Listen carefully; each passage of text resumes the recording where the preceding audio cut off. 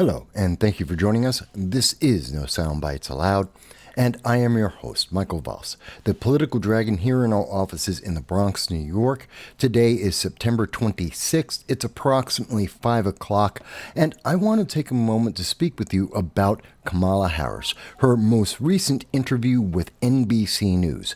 It is double the length of her interview with ABC News in Philadelphia. Once again, we see that the Harris-Walz campaign is in Pennsylvania, obviously indicating that they believe that that is a very important battleground state, that they are losing that state and the 19 electoral votes that it represents.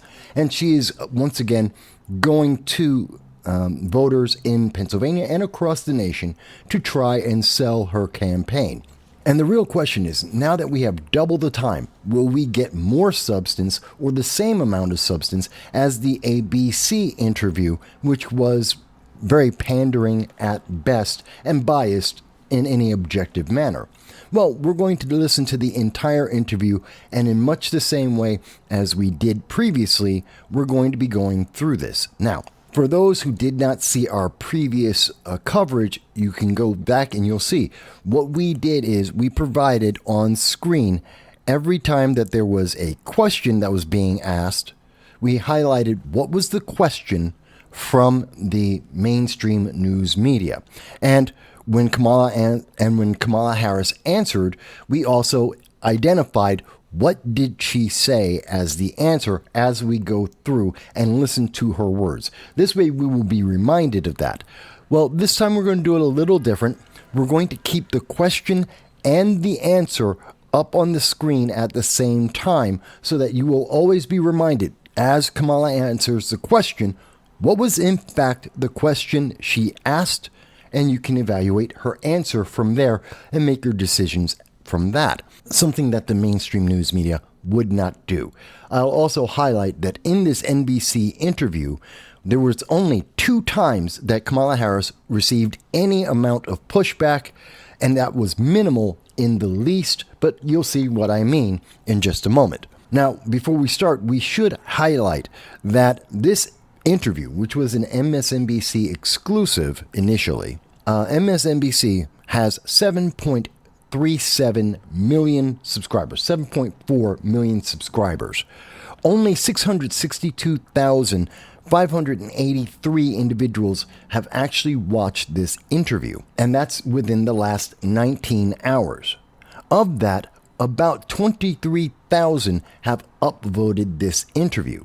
That's about a 4% of the number of people who actually viewed this. And we're talking about 1% of the viewership of MSNBC have actually watched this, at least on this YouTube channel. These numbers are bottom of the barrel. They're not good indications of how Kamala Harris is doing if we go by just these numbers, which are, of course, not the only numbers to go by. But it is not a positive indication for her campaign. That being said, we will include a transcript, the transcript from the video as we go through, so you'll be able to see every word and hear them as well. So let's start off from the very beginning. It's a 24-minute, 16-second video. Madam Vice President, you just laid out your economic vision for the future. Yeah. But still, there are lots of Americans who don't see themselves in your plans. For those who say these policies aren't for me, what do you say to them? Okay, so the first thing we know is what is the question, which is partially, in fact, a question saying, what's wrong with these people? Why don't they like your plan? That's one way of interpreting it, and that's the least generous, is that MSNBC is starting off pandering. They're very much bending over saying something is wrong with these individuals because they don't agree with Kamala Harris's economic plan. That's my way of understanding it, but we can also reduce the question down to 2 things. Does the Harris economic plan, what if it doesn't work for you, or what if you don't see it being an effective plan? Those are the 2 questions. Does it work for I don't think it works for me, or it doesn't look like it works at all. What does Kamala Harris have to say to those individuals? Her answer follows. Well, if you are hardworking, if you have the dreams and the ambitions and the aspirations of what I believe you do, you're in my plan. You know, You're in her plan. Okay, but that isn't the question. She wants to be the president of the United States. So her economic policies will affect everyone in the United States. So if you're an American citizen, hell, even illegal aliens in the United States are going to be affected by her economic policies if she were to be elected. In fact, the world would be affected by her economic policies if she were to be elected. Therefore, everyone is in her plan. That's not the question that was asked. No one said, your plan excludes me. They said, we don't like your plan, or we don't think your plan works. That's the question that was asked by NBC. What about the people who don't think your plan works or doesn't work for them? They don't like it. What do you say to them? And her answer is, well, you're part of America. You're part of my plan. We already know that. That doesn't address it doesn't work. I don't like it because it doesn't work. I don't see it being effective or efficient.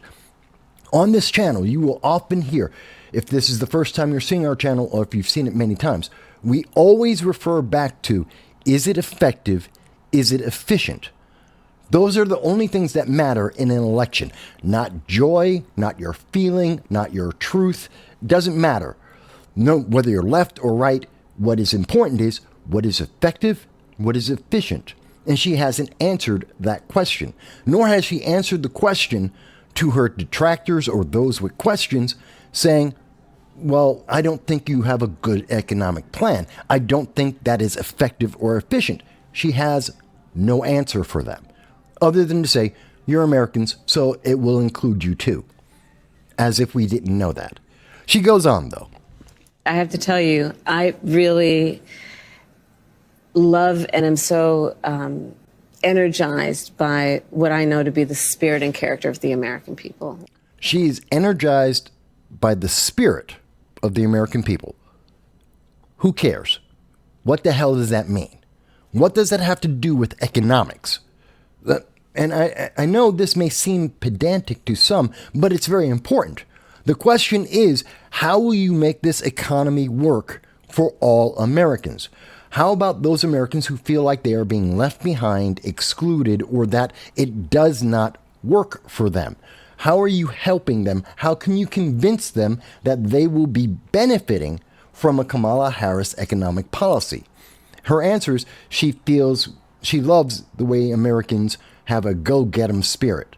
What does that mean? How does that affect the economy? That is a feeling, not an economic policy, nor a reaction to an economic policy. It's just a transitory feeling. She's changing the question. She's changing the way you're thinking. She's talking to you emotionally when she's supposed to be talking to you fiscally. There is a big difference. She goes on. We have ambition. We have aspirations. We have dreams. We can see what's possible. We have an incredible work ethic. What does that have to do with the economy? I mean, yes, she's right. Americans are noted for their work ethic, for their aspirations, for reaching for the stars and not being satisfied by getting the clouds. I understand that completely. That doesn't resolve the question, your economic policy is inefficient or ineffective. She hasn't addressed that yet. Again, she's still on feelings. She's wasting time in this interview, not addressing the actual issue. But not everyone has the access to the opportunities that allow them to achieve those things. Everybody is different. Access to an opportunity is not an answer to inflation. That isn't an answer to the national debt. That isn't an answer to getting a promotion or starting a small business. Not everyone has the same access. People are different. Life is different. Some people are poor, some people are rich, some people are educated, some are not. Some people are very skilled craftsmen, some are great artists, some are musicians, some are software engineers, some are great office workers.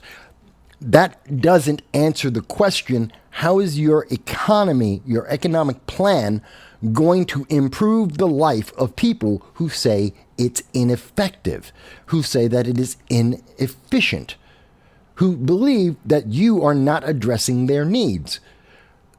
I don't understand. Her answer isn't addressing economics. She's talking about feelings.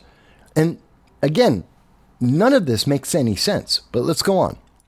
But we don't lack for those things. But not everyone, gets handed stuff on a silver platter. And so my vision for the economy, I call it an opportunity economy, is about making sure that all Americans, wherever they start, wherever they are, have the ability to actually achieve those dreams and those ambitions. That's called communism.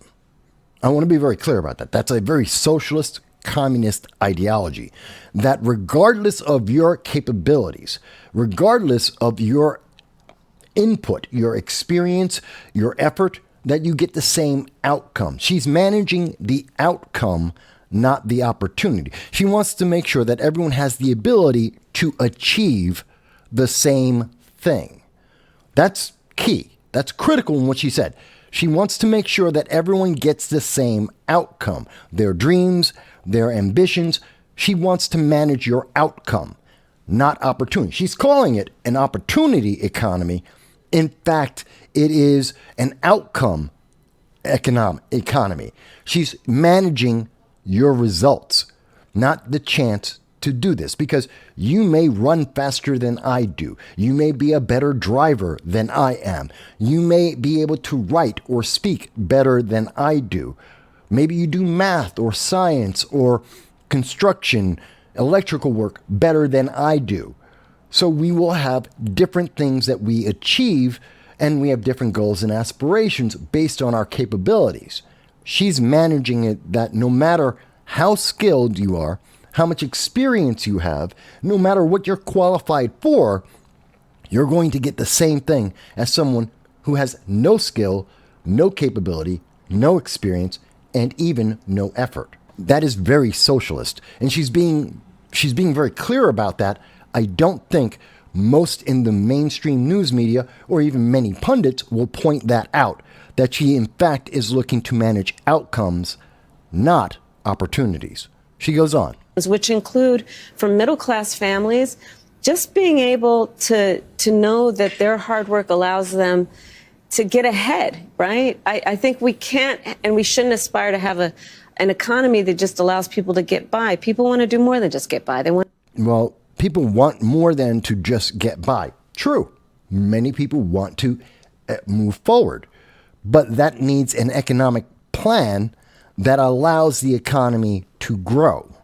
That's the important thing, to allow the economy to grow, not to manage the outcome, but to provide the opportunities for it, which would be, in fact, maybe shrinking the size of the government, getting less government intervention in individuals' lives, having a lower tax rate, less spending on frivolous or partisan ideology than we are doing at this time, less spending on international wars, undeclared wars like the Red Sea with the Houthi rebels, terrorists, or other factors that would be able to allow people to keep more of their money to either invest it into the stock market or other businesses, or to use their funds the way they want to.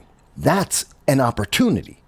That's a positive growing economy. She's not discussing that. And she hasn't actually talked about that yet. She's still talking about feelings. Let's go on. I want to get ahead. And I come from the middle class. Look, my mother... No one cares about her middle class upbringing, which isn't middle class. No one cares about the work her mother did. I mean, I'm not saying that it's not a good thing. Fantastic. She grew up middle class.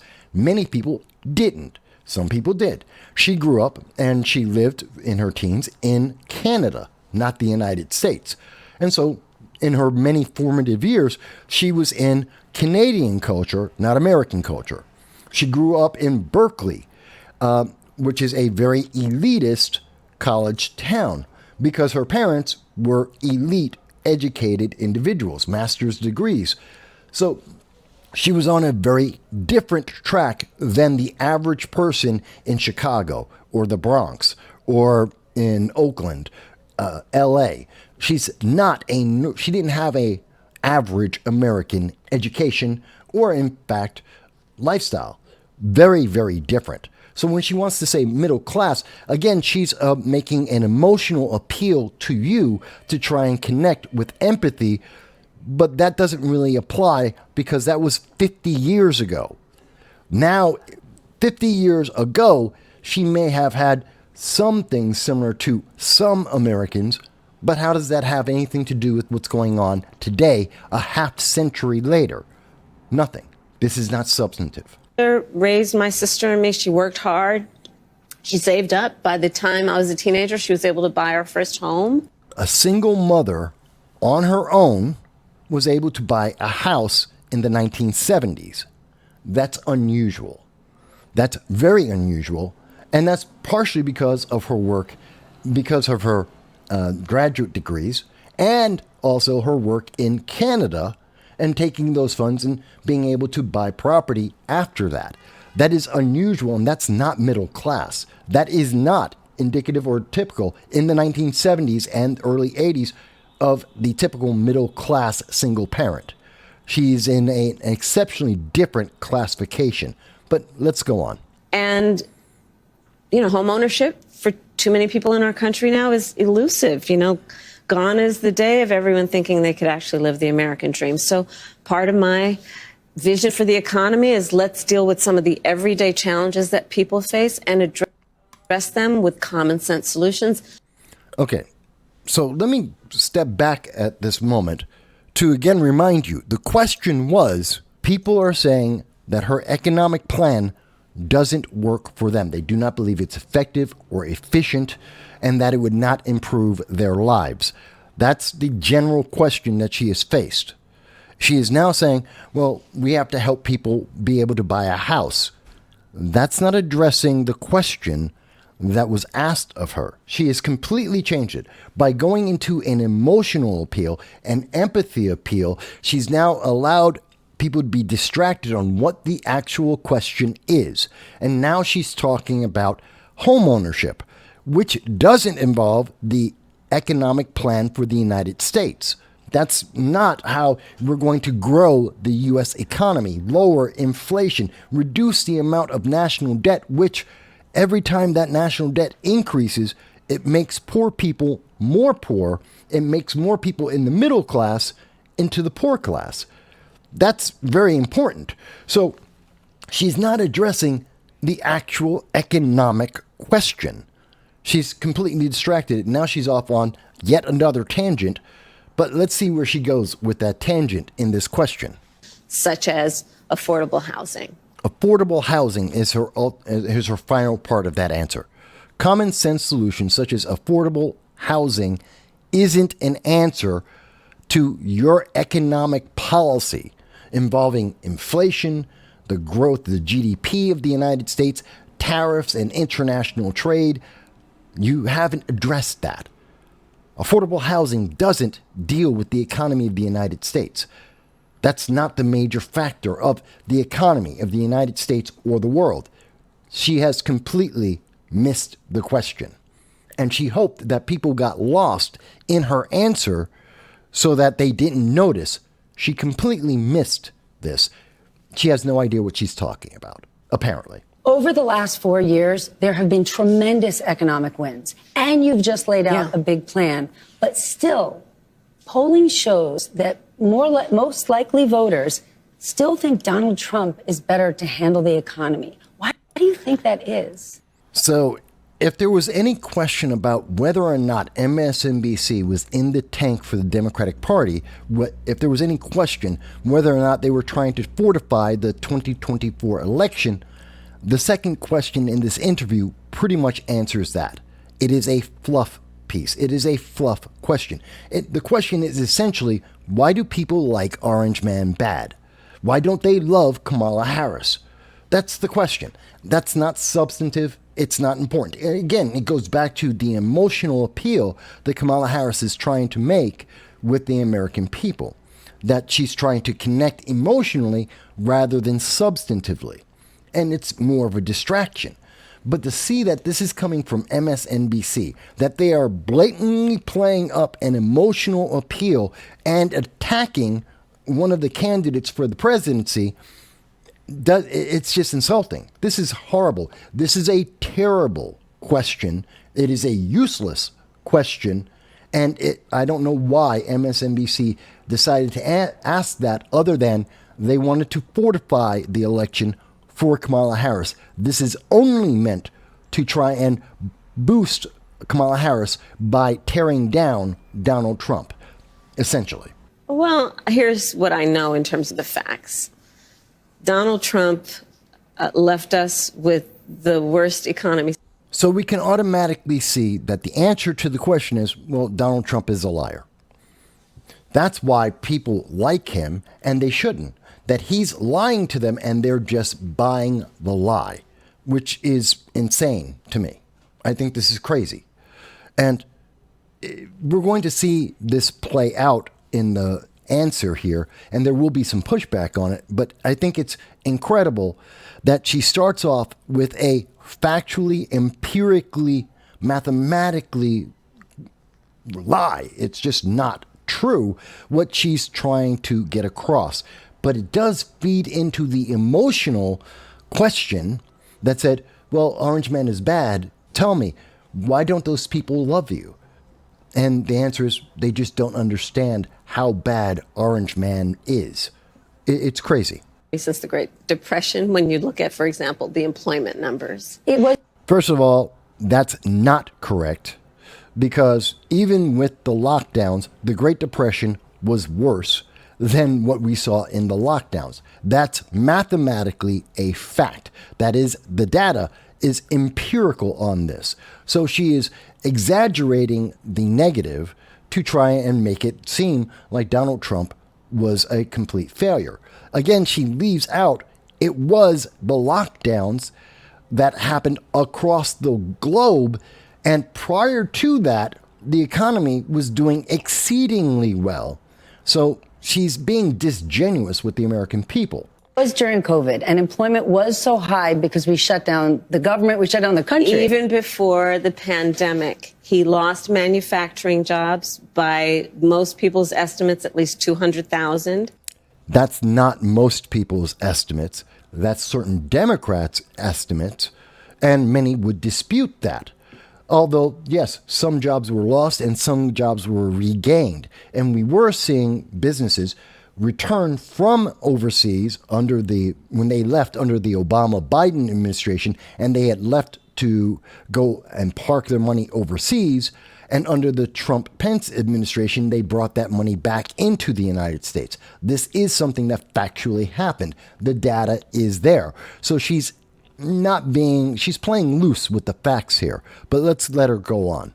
He lost manufacturing plants. Ask the auto workers how he lost auto plants. We have grown over 20 new auto plants. He has an agenda. Let's just deal with it right now going forward, not to mention what happened in the past. Why wouldn't she want to talk about the past? Because if you empirically look at the data and make a comparison, for the first 3 years of the Trump administration versus the first 3 years of the Biden-Harris administration, it is absolutely a fact that the Biden administration is worse than the Trump administration. You were better under Trump than you were under Biden. That is a fact. And no matter how she wants to play the numbers, if we're looking apples to apples, year to year, the Trump administration is better for America than the Biden-Harris administration has been. That's just a fact. So she doesn't want to dwell on the fact that overall the economy was better and stronger and people were doing well under the Trump administration as opposed to the Biden-Harris administration. She doesn't want to deal with that. So she wants to then change her perspective, more importantly, change your perspective. And now that she's made the assumption that Trump is a bad person who did badly in the past, that your memory is incorrect.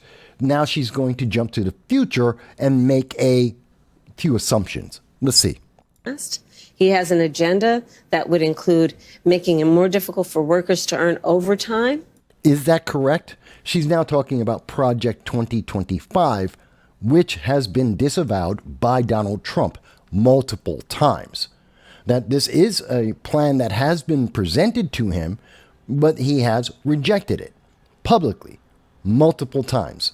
But she still continues to attach it to Donald Trump, where there is no evidence that Donald Trump is going to follow through with it. So this is it's disingenuous again, because again, she's without any substance, without anything credible, she's making an attack on her opponent that has no basis. But let's continue. An agenda that would include cutting off access to small business loans for small businesses, an agenda that includes tariffs to the point that the average working person will spend 20% more on everyday necessities. Now, the tariffs, Donald Trump has in the past and going forward, he has been a proponent of tariffs. Mind you, he did this when he was president. We have a track record on that. And again, even with tariffs being put in place, the American economy did better. So that's the history that we have. He did that in the past, and Americans were still benefiting overall. Not to say that everything was perfect, but overall, the American people were benefiting. We have no reason to believe that in the future, that would not be the same case. Now, there are some who will say that they expect the worst case outcome. That doesn't mean that is a fact. That is their projection based on what they think might happen, not including what has happened. And so she's saying it would increase by 20%. But think about what we have gotten under Bidenomics, under the Biden-Harris administration. The average person going to store right now, depending on where you live in America, your grocery bill has increased somewhere between 40 to 100% versus 2021. So we know under Bidenomics that there is a greater increase than what was under the Trump, what she's projecting the Trump administration will bring. That's incredible. And she has yet to tell us why her policies will be more effective, how they might be more effective. Because to look at the Trump administration, the answer is Donald Trump wants Americans to buy American products, not import from overseas. He wants the overseas imports to be too expensive, so Americans will look for American alternatives. That's the goal. The GDP growth, the economy growth would come from internal growth, not external. And that would benefit America more on the long term. That's his plan. To be more exact about his plan. She doesn't like that idea. She wants to have it. She wants to be able to have cheaper imported goods coming into America, which increases the American trade deficit, that increases the amount of debt in America. That's not a positive long term. That is negative to the American economy long term. But let's go on. And an estimated $4,000 more a year on those everyday necessities? Again, depending on who's doing the math. And of course, she's quoting individuals that lean more to the left and are more supportive of the Harris-Walz administration than a Trump-Vance administration. So again, she's playing a little fast and loose with this. To the point that top economists in our country, from Nobel laureates to people at Moody's and Goldman Sachs, have compared my plan with his and said my plan would grow the economy, his would shrink the economy. She is lying. That is a bald-faced lie. Let's take a look at that. So first, let's look at the point that Kamala Harris is saying that Goldman Sachs reviewed her economic plan and they said that Donald Trump's plan would be negative and would not make money. That's not what they said. According to Goldman Sachs CEO himself, and I will quote, what the report did is it looked at a handful of policy issues that have been put out by both sides, and it tried to model their impact on GDP growth. The reason I say a bigger deal has been made of this is what it showed in the difference between the sets of policies that would have put forward is about 0.2%. So, to be very clear, Kamala Harris is saying that her policy is 0.2% better than Donald Trump. That's negligible, if non-existent. And that could be an error in the data itself, in the projection model that they are using. And by the way, this wasn't from Goldman Sachs. It was an independent analysis, not Goldman Sachs. So she's lying on who provided the analysis and what were the results of the analysis. Let me go further, because she also has mentioned recently, she has also recently said that the Wharton School of Business promoted her plan over the Trump plan. But that is also not correct, because if we look at this as of September 24th, 2020, the Wharton School of Business has publicly corrected the economic claims by Kamala Harris and said she is wrong, that this is not true. They said, in fact, we did not find a positive impact on the economy from the Harris plan in any future year. The Trump plan does increase GDP for a few years, but lowers it by the end of a 10-year budget window. So this is coming from the University of Pennsylvania's research-based initiative, the Penn-Wharton Budget Model. This is them speaking to Newsweek. So Harris's claim that compared to Trump's tax and spend proposal with hers, the report found Harris's economic policy would increase primary deficits, which means that the government would need to borrow money, which is inflationary, which makes the poor even more poor, but less so than Trump's proposal. Yet, in a full understanding, under the Trump plan, the GDP is expected to fall by 0.4% by 2034 and 2.1% by 30 years. Their plans won't be in effect that long. Doesn't matter if it's the greatest plan or the worst plan. Trump's plan will not be in effect in 10 years, nor will it be in effect in 30 years. Under the Harris plan, the GDP is expected to fall by 1.3% by 2034 and by 4% by 30 years. So, to be clear, her plan is worse. And the longer that you follow the Harris-Walz economic policy, the worse it is for America. That's what they objectively are saying. That's what the data says. But overall, in the near term, there is no difference by the model that is being used. So when Kamala Harris is saying that these economists are promoting her plan versus Donald Trump, she is flat out lying and misrepresenting the truth to the American people. She is a liar and should be called out. Just like MSNBC had to point out that Kamala Harris saying that Trump's economy was bad, she was talking about the lockdowns, the global lockdowns, and that's not Trump's fault. Also, they should have called out that the Wharton School of Business and Goldman Sachs do not agree and have publicly said so. But you're not going to get that from MSNBC. They're trying to fortify the 2024 election, not hurt Kamala Harris's chances. Some of them have actually assessed that his plan would increase inflation and invite a recession by the middle of next year. So the facts remain that Donald Trump has a history of taking care of very rich people.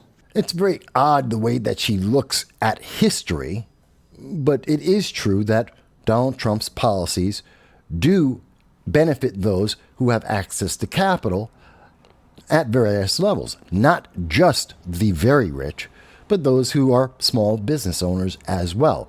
And we have seen the impact of that in his administration we actually have a record of what his policies do. And they benefit not just the rich, but the average American as well. That is a fact that the news media does not want to go back on. Again, we know what the Trump administration is like. We lived through it. We have the data. But Kamala Harris is making it seem as if we have never experienced this before, and the mainstream news media also act as if there is no way to possibly understand what life under a Trump administration would be like. It's amazing. But let's go on. And I'm not mad at anybody for being rich, but they should pay their fair share. The rich pay 70% of all the taxes in America. Of the $4.3 trillion that are collected in taxes every year, 70% come from the top 5% or less of Americans' incomes.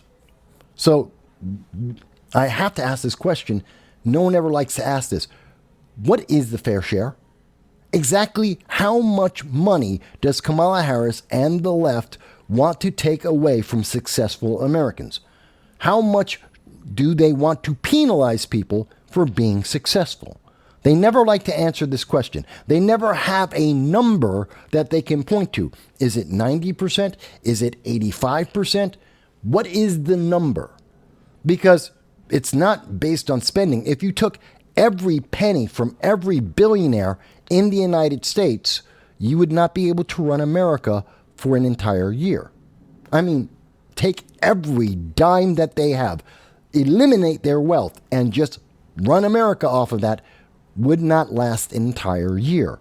And that's a problem because America has a spending problem under the government as it is. And that's the real issue. But let's go on. But tax cuts for the billionaires and the top corporations in our country, and then not really paying much attention to middle-class families. I like how she says that. Not really, because she can't say he didn't, because he did. So she's minimizing the fact that Donald Trump did pay attention to middle-class families and that his policies did benefit middle-class families. But she's trying to minimize that impact because it would not be advantageous for her. So she's diminishing the success that is historically a matter of record. Okay, let's go on. My perspective on the economy is when you grow the middle class, America's economy is stronger. And there's empirical evidence to prove my point correct. Yes, everyone agrees that if the middle class is doing well, America will generally do well. That is a positive growth trend for the United States. Bidenomics did not do that. Many doubt that Harris's policies will do that. And again, I can correctly point to the Wharton School of Business and Goldman Sachs in saying that her policies don't work over time. They do not help the middle class long term. So that is backed up by the data, unlike what she is saying. She's trying to imply that Donald Trump, who has paid attention to the middle class in the past and has been successful in helping them have a better life economically, that in the future, that won't happen. And I disagree. And that again brings us back to her first question. What would you say to someone who says you are ineffective, that Kamala Harris is inefficient in her policies? She has no answer. And her only answer seems to be to lie about the facts as they exist, which MSNBC is perfectly fine with, apparently. Then let me ask you about taxes, because lots of people will say, I don't like Donald Trump, but he cut my taxes. He didn't just cut corporate taxes, he cut individual taxes. Now that expires next year, and there's some people confused saying, I don't know what's going to happen next year. Under a Harris administration, at what income level should someone expect their taxes to go up? And that state and local tax deduction that's currently capped and matters to a lot of people in blue states, are you going to lift that cap? So inartfully, MSNBC has asked the question, whose taxes are going to go up?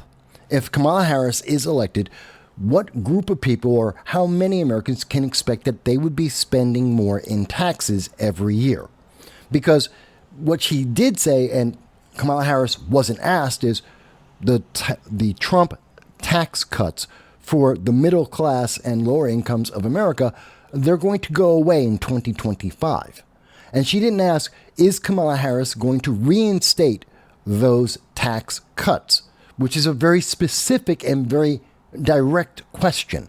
Is Kamala Harris, if she were to win an election, going to continue the tax cuts created by Donald Trump that have benefited the middle class and poor in America? She wasn't asked that question, probably because it would give credit to Donald Trump and would fly in the face of the negative economic policies that Kamala Harris is trying to spin. But she's asked, who's going to be paying for everything that Kamala Harris wants to do? Who ultimately is going to be coming out of their pocket to pay for these policies and these grand ideas of Kamala Harris, the government, controlling the outcomes of American people? It's an interesting question. Let's find out. So, first of all, when it relates to anybody making less than $400,000 a year, your taxes will not go up. Mark her words. 400,000. So the promise is taxes will not go up for anyone except those making $400,000 or more per year. Of course, that doesn't address the fact that inflation will hurt those who are making less than $400,000 a year, as we have seen under the Biden-Harris administration. Again, going back to Bidenomics, again, going back to people with their grocery bills right now. You're paying more, even if your taxes have not necessarily gone up, but her policy, her plan, isn't going to help. It's actually going to be worse, because those making less than $400,000 will have their taxes go up, but it'll be state taxes and local taxes, not federal. I'll explain in just a moment. Your taxes will not go up. And in fact, under my plan, taxes for 100 million Americans will actually be cut, including $6,000 a year for young couples. So young couples will not have a $6,000 a year tax cut. That is not correct. Let me let her finish her statement. First year of their child's life in a tax cut, a tax credit, essentially. Okay. So it's not a tax cut. It's a tax credit. Not the same thing. And it's kind of important to also understand that the child tax credit is a 1-year plan. You will only get that from the birth of your child to their first birthday. So if your child is between the ages of 1 and 21, you get nothing. This is not going to apply. You will not get $6,000, neither as a tax cut nor a tax credit. But she's not talking about a tax cut, although she's confused the terms so that people will think they're going to get a $6,000 a year tax cut because they misheard what she said, which is why she said it that way. You're not going to get a $6,000 tax cut because you have a kid that's between the age of 1 and 21. That's not going to happen. But you will get you will be eligible for a tax credit if your child is newborn to 1 year old under the Harris tax policies. So she's playing games here. And the difference is very important. But let's go on. By expansion of the child tax credit. And why is that? Because during the first year of a young couple, of a person's child's life, they're going to need help buying a crib, buying a car seat. But you would never need to buy another crib, another car seat, clothing. You don't need anything else between the ages of 1 and 21 for your child. That's not going to be an ongoing, continuing difficulty. I understand it is something difficult for brand new parents, and it is a burden, no doubt. I do not question that. But I don't think the burden ends as soon as your child turns 1. According to her tax credit, according to her economic policy, she thinks it's efficient and effective to help people in the first year, but not any year after that. She's not going to give that same credit, that same benefit, the same governmental help to people between the ages of 1 and 21. So you have to be very specific here.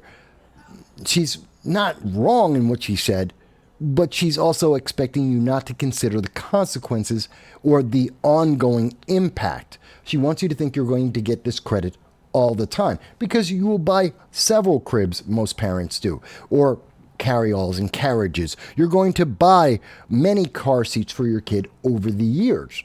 So people get the impression that this is going to be an ongoing credit. It's not.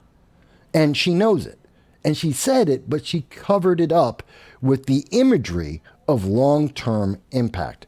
That's not the case. We all benefit when they're actually able to do what they naturally want to do to take care of their child. And expanding that child tax credit, or you mentioned housing before, giving that extra money for a first home. So this is MSNBC saying, let me kick it up a notch. Let me propagandize for Kamala Harris. Because the question isn't about the home buyer. The question was, who's going to pay for the tax increase? It has nothing to do with first-time home buyers. Who's paying extra in taxes has nothing to do with that, and that's very important. In fact, even the child tax credit doesn't really have to do with who's paying more in taxes. But since NBC is going to interject first-time home buyers, which says nothing about renters, it says nothing about pre-existing mortgages and people who have homes already, but just first-time home buyers. This is their way of propagandizing and, again, trying to imply something that isn't accurate. Go on. If you can't raise corporate taxes, or if GOP takes control of the Senate, where do you get the money to do that? Do you still...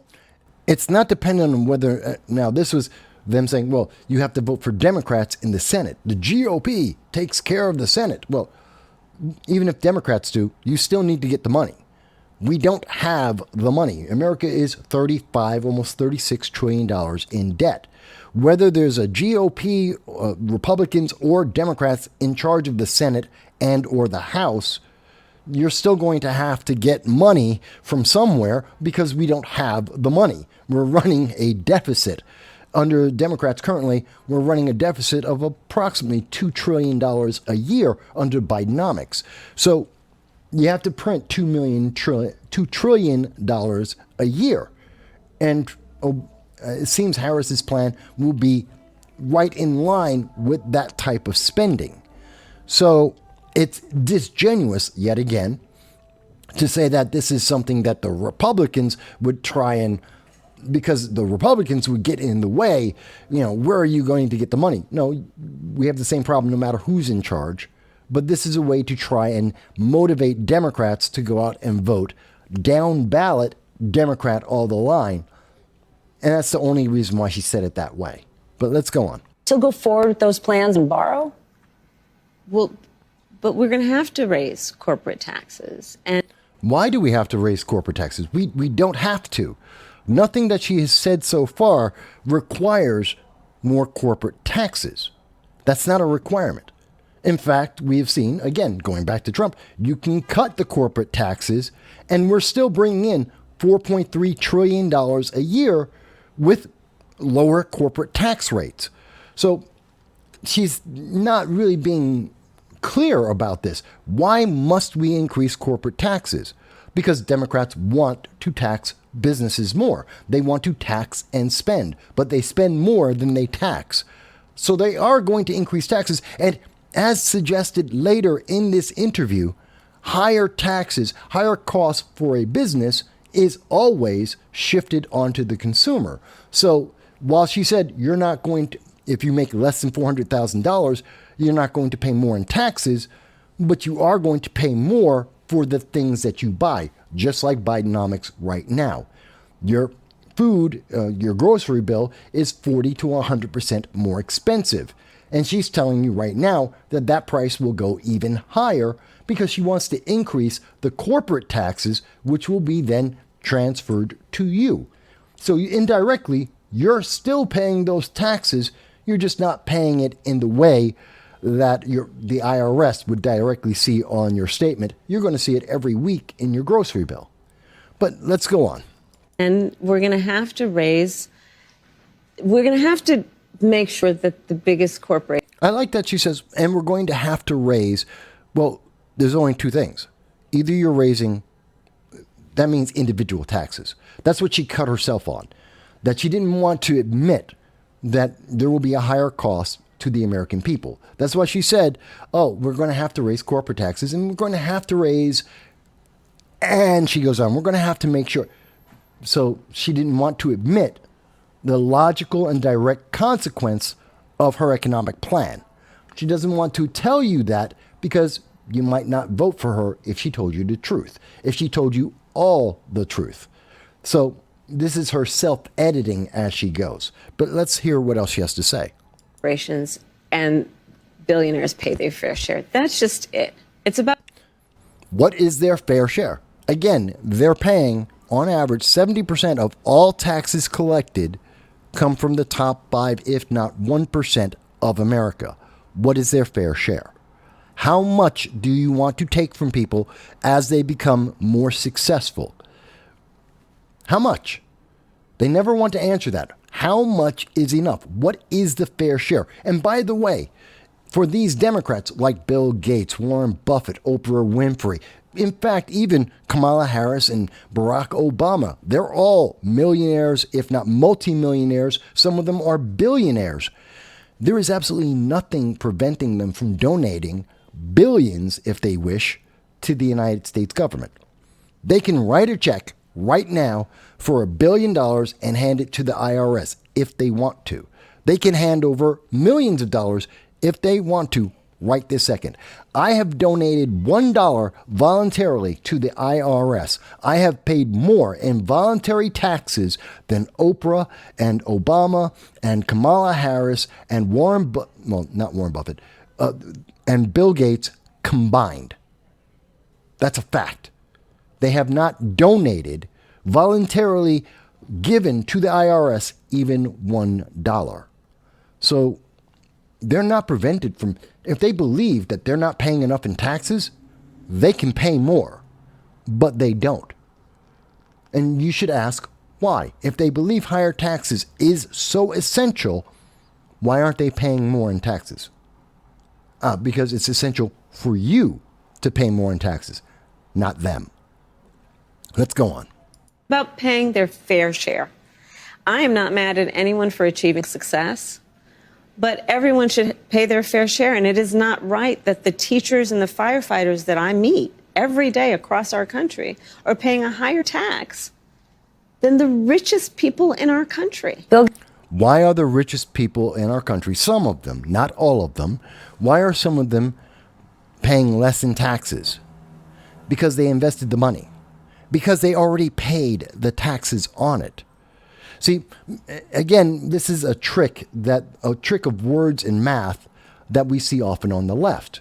They like to say, well, you're only paying 15% in taxes. Well, that's because they invested the money. So first they earned the money. All of these rich people, they earned the money, whether it's because they built a business or whether they're investing. It doesn't really matter. Or they were just very successful in their jobs. They earned the money. They took their money and paid taxes on that money they initially earned. Let's call it $1 million, and you pay taxes on that $1 million. So now let's say you have $800,000. We'll even say $900,000. You pay 10% in tax. That's not correct. You would have paid somewhere closer to $800,000, maybe $750,000, but let's just call it $900,000 to make the left feel nice. So I pay taxes on my money that I earned, and then I invest that money, which means I don't get to use that money. That money is locked up. It's in a stock, it's in a bond, it's in something that will make money. Maybe it's in a small business that I gave a business loan to, or that I am a partner with in helping to develop. Whatever it is, that money has now been locked up. I cannot access it. I do not have it anymore. What people would call liquid cash. It's not liquid capital. So that money is going to sit. And very often that money will sit for years, sometimes decades. On average, you will see that many people will let that money sit in that investment, whether it's an IRA, with stock, a bond, even a small business, will be somewhere around 7, roughly 7 years to 20 years, depending on the nature of the investment. Even in real estate, it can be as long as 7 years to 20 years. And then that investment will have appreciated, and I will start to reap the reward from that. That means that I'm going to get dividends or interest payments, or a loan's going to be paid off, or I'm going to sell my stock and take the benefit. And that's going to be taxed as well. So my money, which was taxed and then invested and locked up and then taxed again when I take the profit, well, yeah, I get a lower tax rate because I had to wait time, took risk, because I could get zero. I could lose all of that money. The stock could go out of business or drop in its value.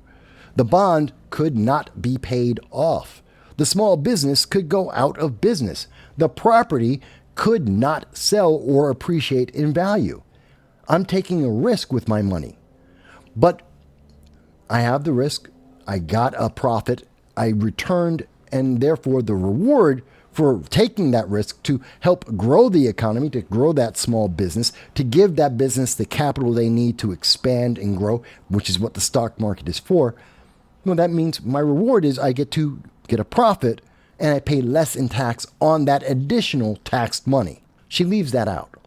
So you're talking about people who've been double taxed. She's not counting the initial tax as well as the tax at the end of the day, and she's not counting the losses that may go along with that. So she's being very disingenuous. And again, this is how they play word games with this. Madam Vice President, you just laid out your economic... Rich people, and I'm not mad at anybody for being rich, but they should pay their fair share. But tax cuts for the billionaires and the top corporations in our country, and then not really paying much attention to middle-class families. My perspective on the economy is when tax credit, or you mentioned housing before. Everyone should pay their fair share, and it is not right that the teachers and the firefighters that I meet every day across our country are paying a higher tax than the richest people in our country. Bill Gates just said it this week. If he was in charge of taxes, he would have paid more. But how do you... Well, then why didn't he pay more? Again, people forget. Bill Gates isn't restricted from paying more. He's like, if he was in charge, he would have paid more. Then do it. Nothing is stopping Bill Gates from writing a check right now. He doesn't need to be mandated to pay higher taxes. He can just write the check and give it to the IRS right now. He won't, which means he's just genuous. He's lying to people. He doesn't want to pay higher taxes because if he did, he would. No one is stopping him. He can write the check at any moment. Oprah, Obama, they could all write the check right now and say, this is what I should be paying in taxes. This is what I believe is my fair share. Instead, they employ a warehouse full of accountants to make sure they pay as little as possible. That's the reality. So what they're saying, which sounds good and helps Kamala Harris get reelected, helps Democrats get reelected, is not the same thing as the reality that they live every day when they have their accountants making sure that they don't pay more in taxes. It's disingenuous, and MSNBC knows that. And MSNBC should have been saying that why doesn't he actually just write the check? Because she's trying to help Kamala Harris not to be honest. But let's go on. You find that line to make sure corporations are paying their fair share, but they're not leaving our country. Which is what they did under the Obama-Biden administration. Matter of fact, let's update this. Okay, so now the question 4 is now, how are you going to keep businesses in America? Because the Obama-Biden administration weren't able to do so. They had higher tax rates, they were less business friendly, and the businesses, rather than dealing with that, took their money and went overseas and stashed the money overseas waiting for a better opportunity. They went to Ireland and other countries and invested there so that they wouldn't get punished as much as what we're seeing here under the Biden administration, just like under the Obama administration. But under the Trump administration, they brought their money back. They brought the capital back into America. They reinvested in America because they had a better return on their money. So Kamala is saying she wants to go back to what Obama was doing, punishing these businesses. And of course, the obvious answer is, and they will do what they did under Obama. They will take their money and they will leave America. They will invest in other parts of the world. What is Kamala Harris going to do to prevent another Obama-Biden administration disaster? Well, listen, I work with a lot of CEOs. I have spent a lot of time with CEOs. If she's worked with a lot of CEOs, which I don't care about, and that she has spent a lot of time with them, then she knows they will take the money and leave. That is the proper, correct financial thing to do for their business.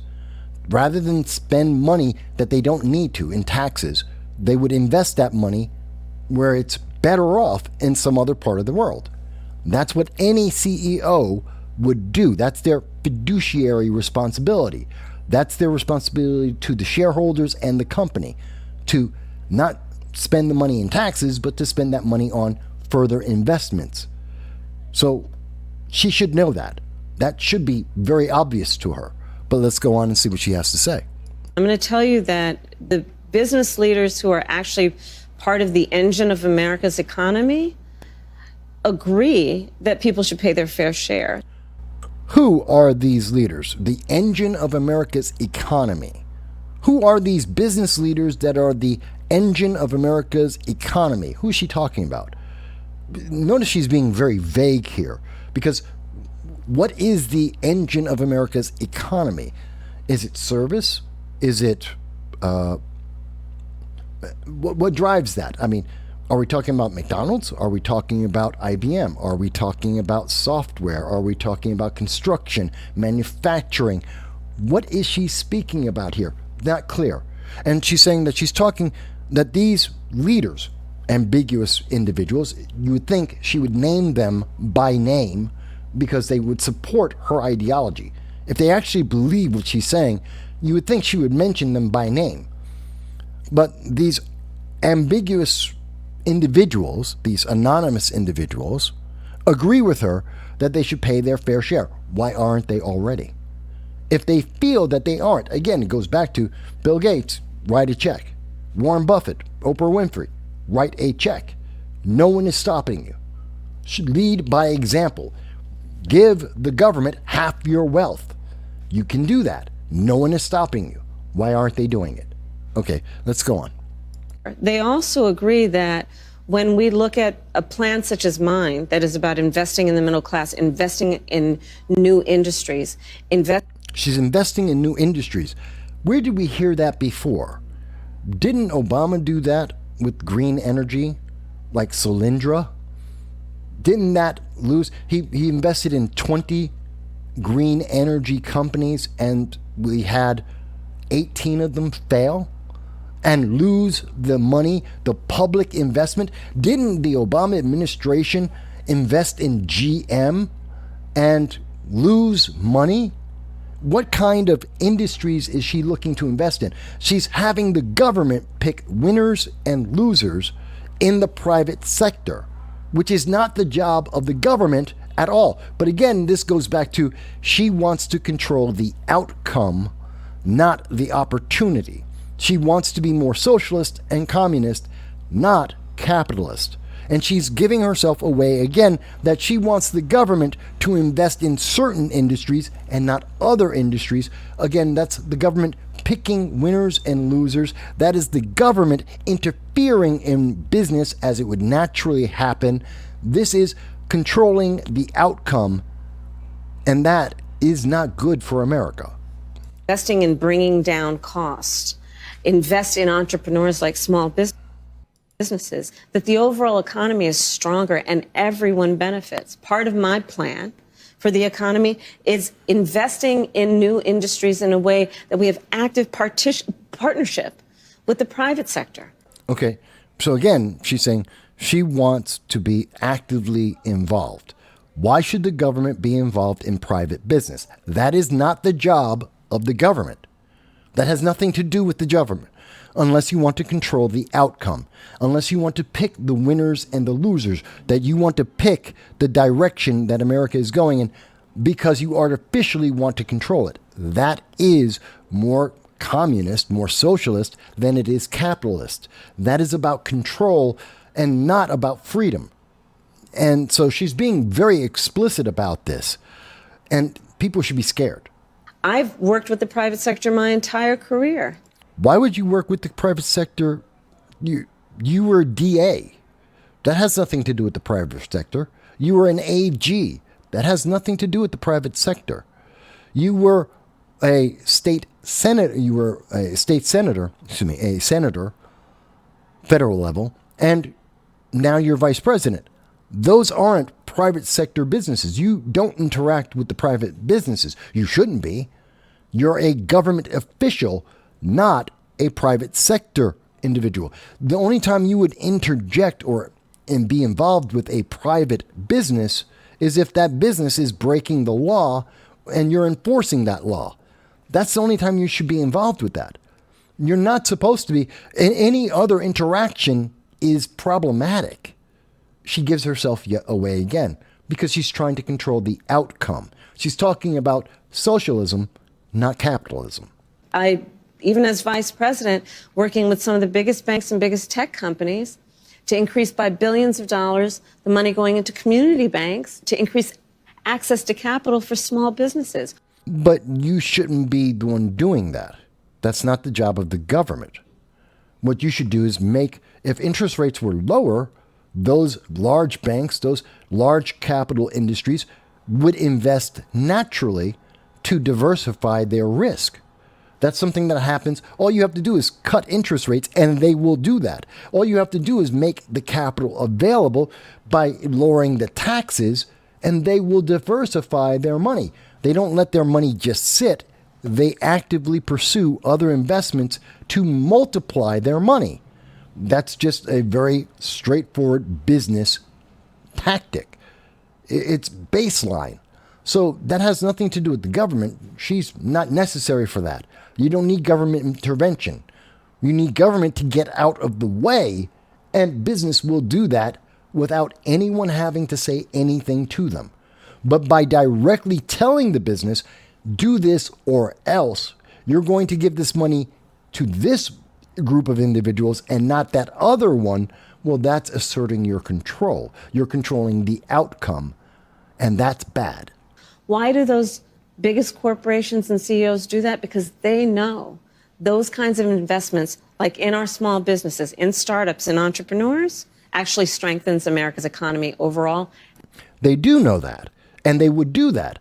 But why do they do that the way they have? Because you, Kamala Harris, are the government.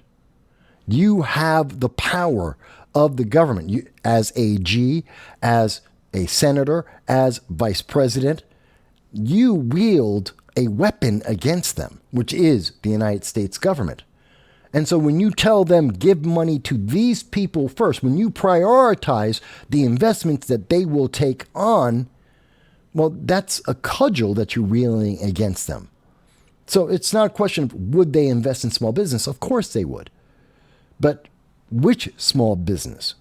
Now it's the government controlling it because the government has a cudgel over these small businesses, and they dare not refuse. This is why the White House, when the White House forced Mark Zuckerberg and Facebook to punish his subscribers, the users on Facebook, and to censor them, he dared not refuse because it was the full weight and power of the United States government against him, as he has admitted publicly. It wasn't because he thought it was a good thing to do. It was because the White House made him do it. They coerced him. And guess who was part of that White House that did that? Kamala Harris. But let's go on. And everyone benefits. So this is not about bilking anybody, but it is certainly about saying, let's make sure that we create opportunities for everyone to grow wealth. No, you're not trying to give everyone an opportunity to grow wealth. You're trying to give the opportunity for certain people to get to a certain level of wealth. There are limits on all of this, on who gets the opportunity, how much of an opportunity, and how much they can get a reward for that opportunity.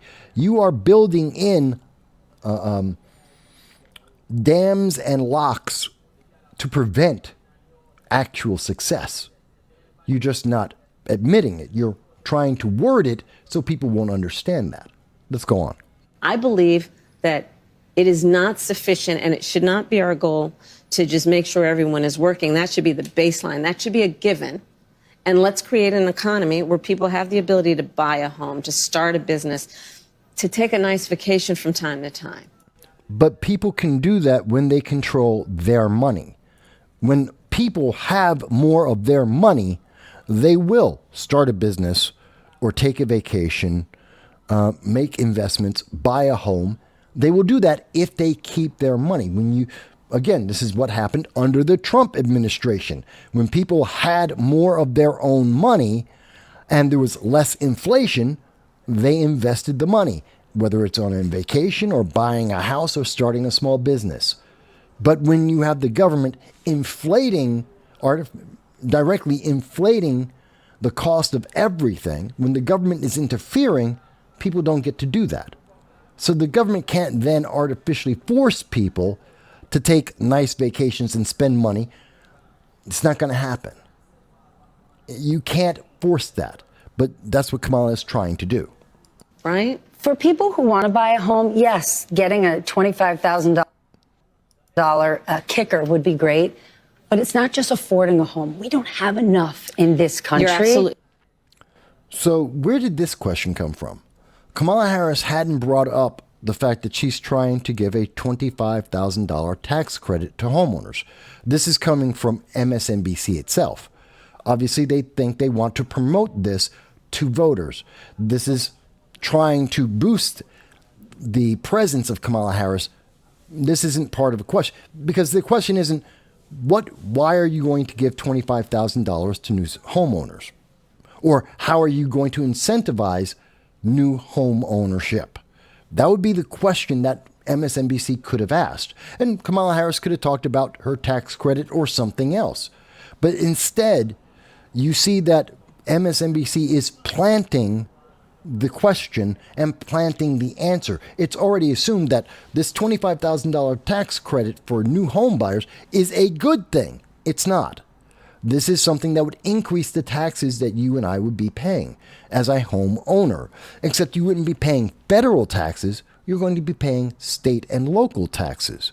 Because when you increase that $25,000, that assessment on the value of that home has increased by that $25,000.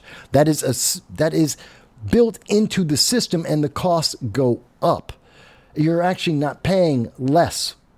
Because realistically, if you drop interest rates, the lower the interest rate is, the more money you will save. The tax credit isn't really going to save you money. The big savings is having a lower interest rate. That's what will save you money.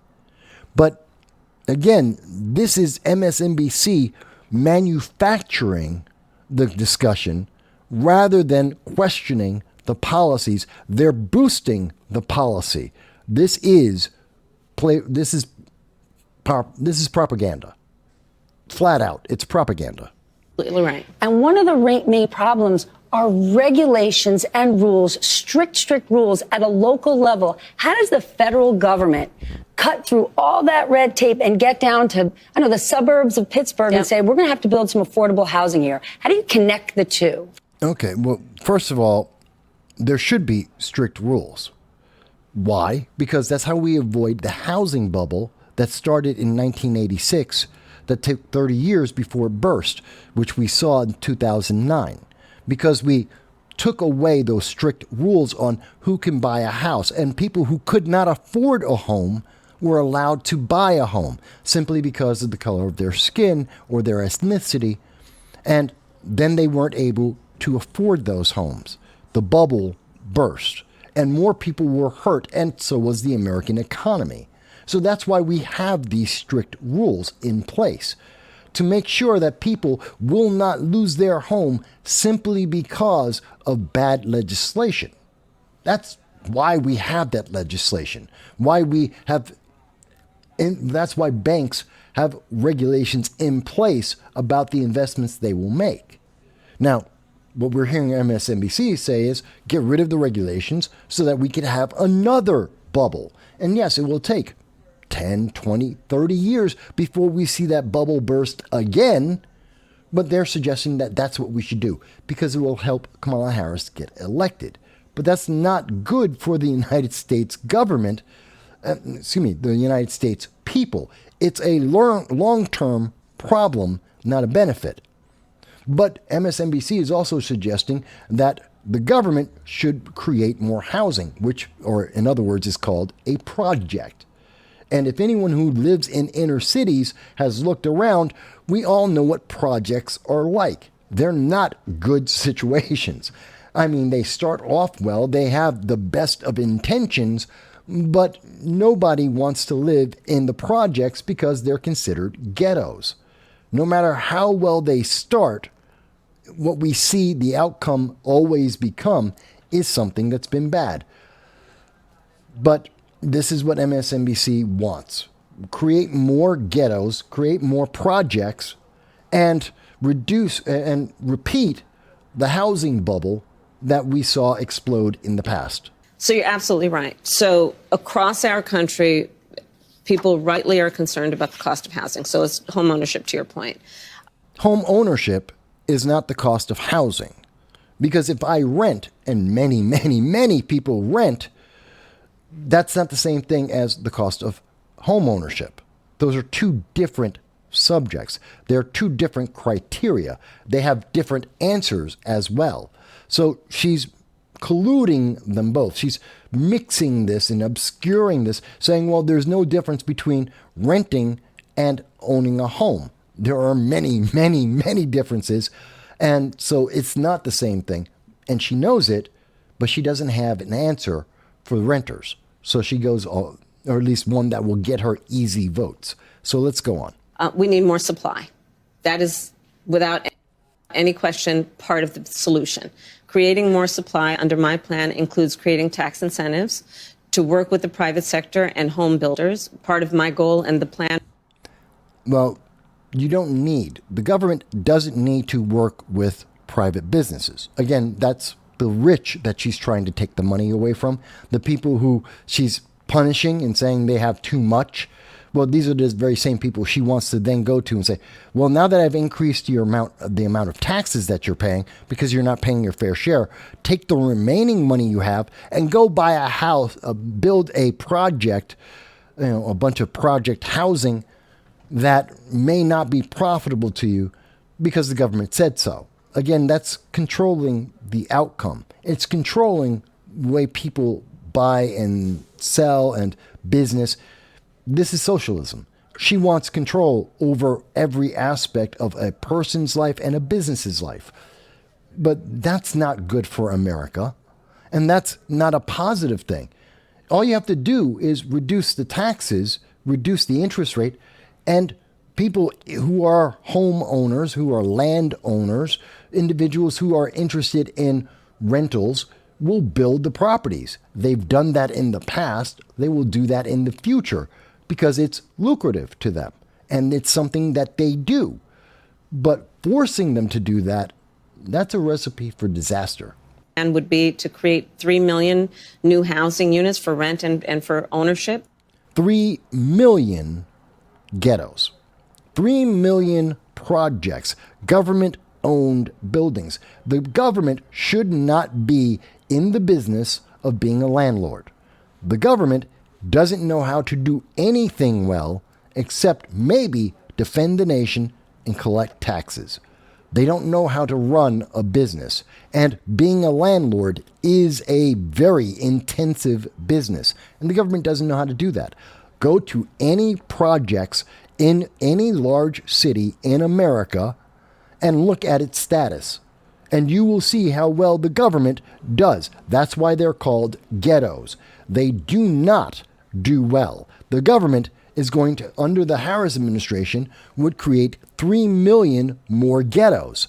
That's not a solution. And she says that, oh, well, she will also have homes for people to own. You can own your own ghetto apartment. Well, that's fantastic. Does anyone really want that? Is it really worth it? As opposed to just lower the cost of opportunity for people to do this. If you lower individual taxes, people will have more money. They will be able to go out and buy their homes on their own. They will have the funds and they will be able to get the credit because of the cash they have if you get the government out of the way. It is so much simpler to do it that way rather than what Kamala Harris is suggesting, which is more about controlling the outcome and controlling the people. Because if the government is your landlord, you have to make sure you keep that landlord happy. And if it's the Democrats who are your landlord because they built your home, you have to keep voting Democrat to make those Democrats happy, or your home may not get the right treatment. And whether or not that's true, that's the implication that is brought by that. And she knows it. By the end of my first term. It includes also what we must do to cut red tape. You're absolutely right. It takes far too long and there's too much bureaucracy associated with home building. And I say that as a devout public servant. What does being a devout public servant, whatever that means, that doesn't mean, so you're a career politician. A devout public servant is a career politician, which means you have no real world use or benefit. That's what that truly means. You've been grifting off the public for your entire career. And some would say that's correct because she's been a DA, an AG, a senator, and now a vice president, grifting off the public, not actually having real world experience.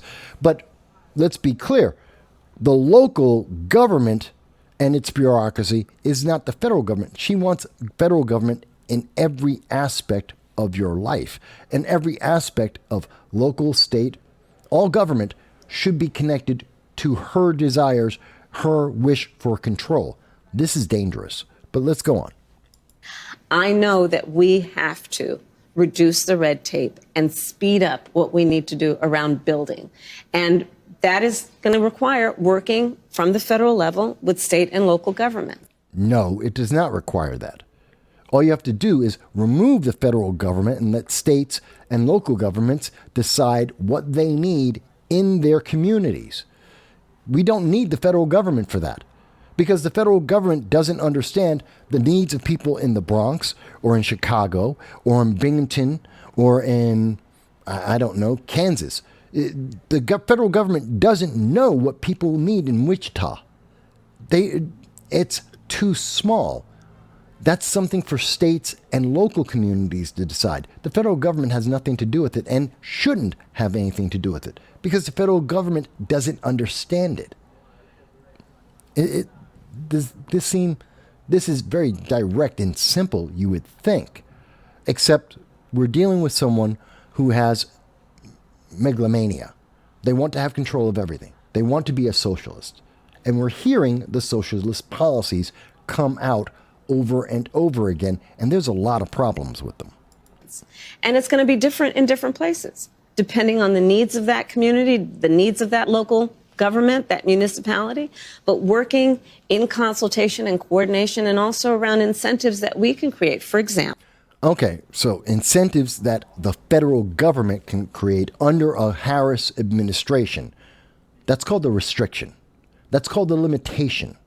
That's corralling people. The federal government will give you the money you need if you do what we say, if you build where we say, if you give the housing to people that we say, if you charge the prices that we say, if you do what we want, use these materials, use these unions. It is all about, it's the mafia. It's a mafia scam. That's not... They call it an incentive. It's a sentence. It's a punishment. But that's Kamala Harris for you. Example, some of the work is going to be through what we do in terms of giving benefits and assistance to state and local governments around transit dollars.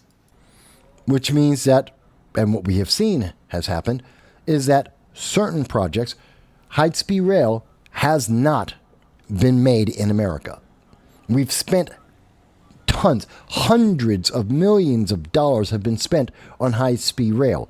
None of it's been built because it has to match federal requirements rather than the state working on its requirements within the state or within a certain local community.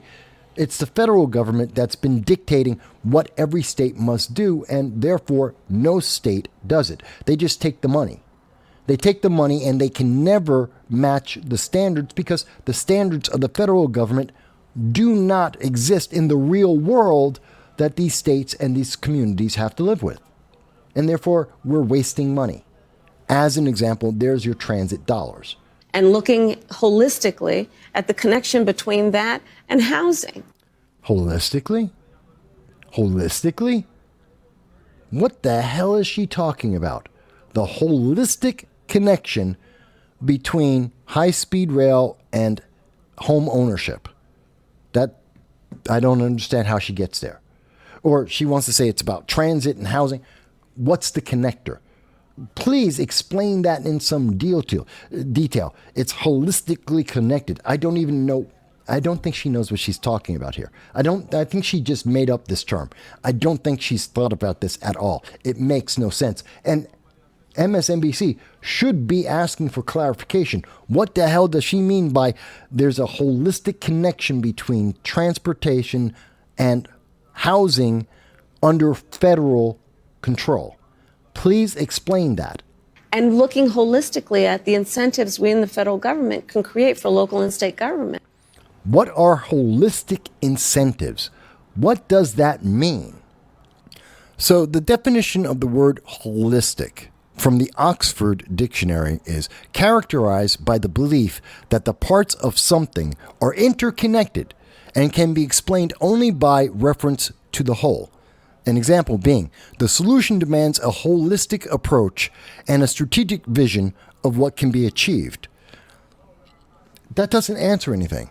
So she's saying that, well, looking at transportation as a whole, it doesn't really make a whole lot of sense. I don't understand. So looking at transportation as a whole affects housing.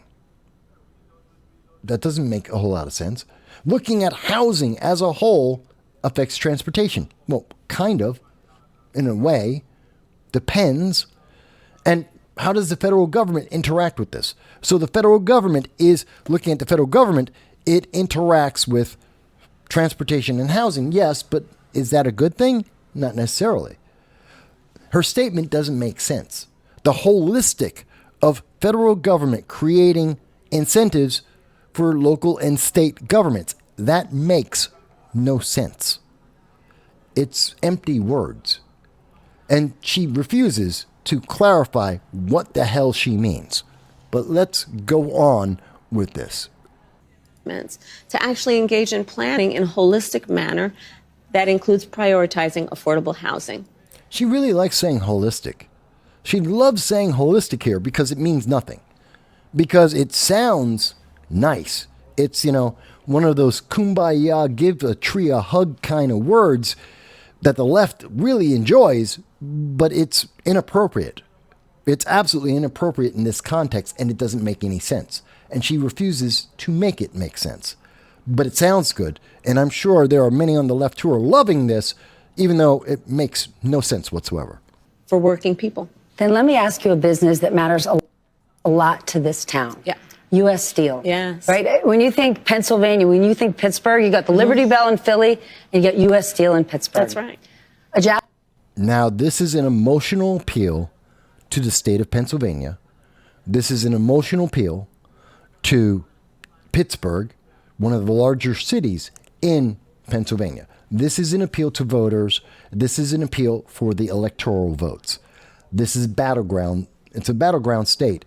And so they're now, MSNBC has pitched this and got the attention of people in Pittsburgh, as well as throughout all of Pennsylvania, saying this is for you. Please pay attention. This is why you should vote for a Democrat. This is fortifying the 2024 election for the battleground states, the swing states that are very important. It's obvious and blatant what she's doing here. It's propagandist, but let's see how she goes about this. Japanese company wants to buy them.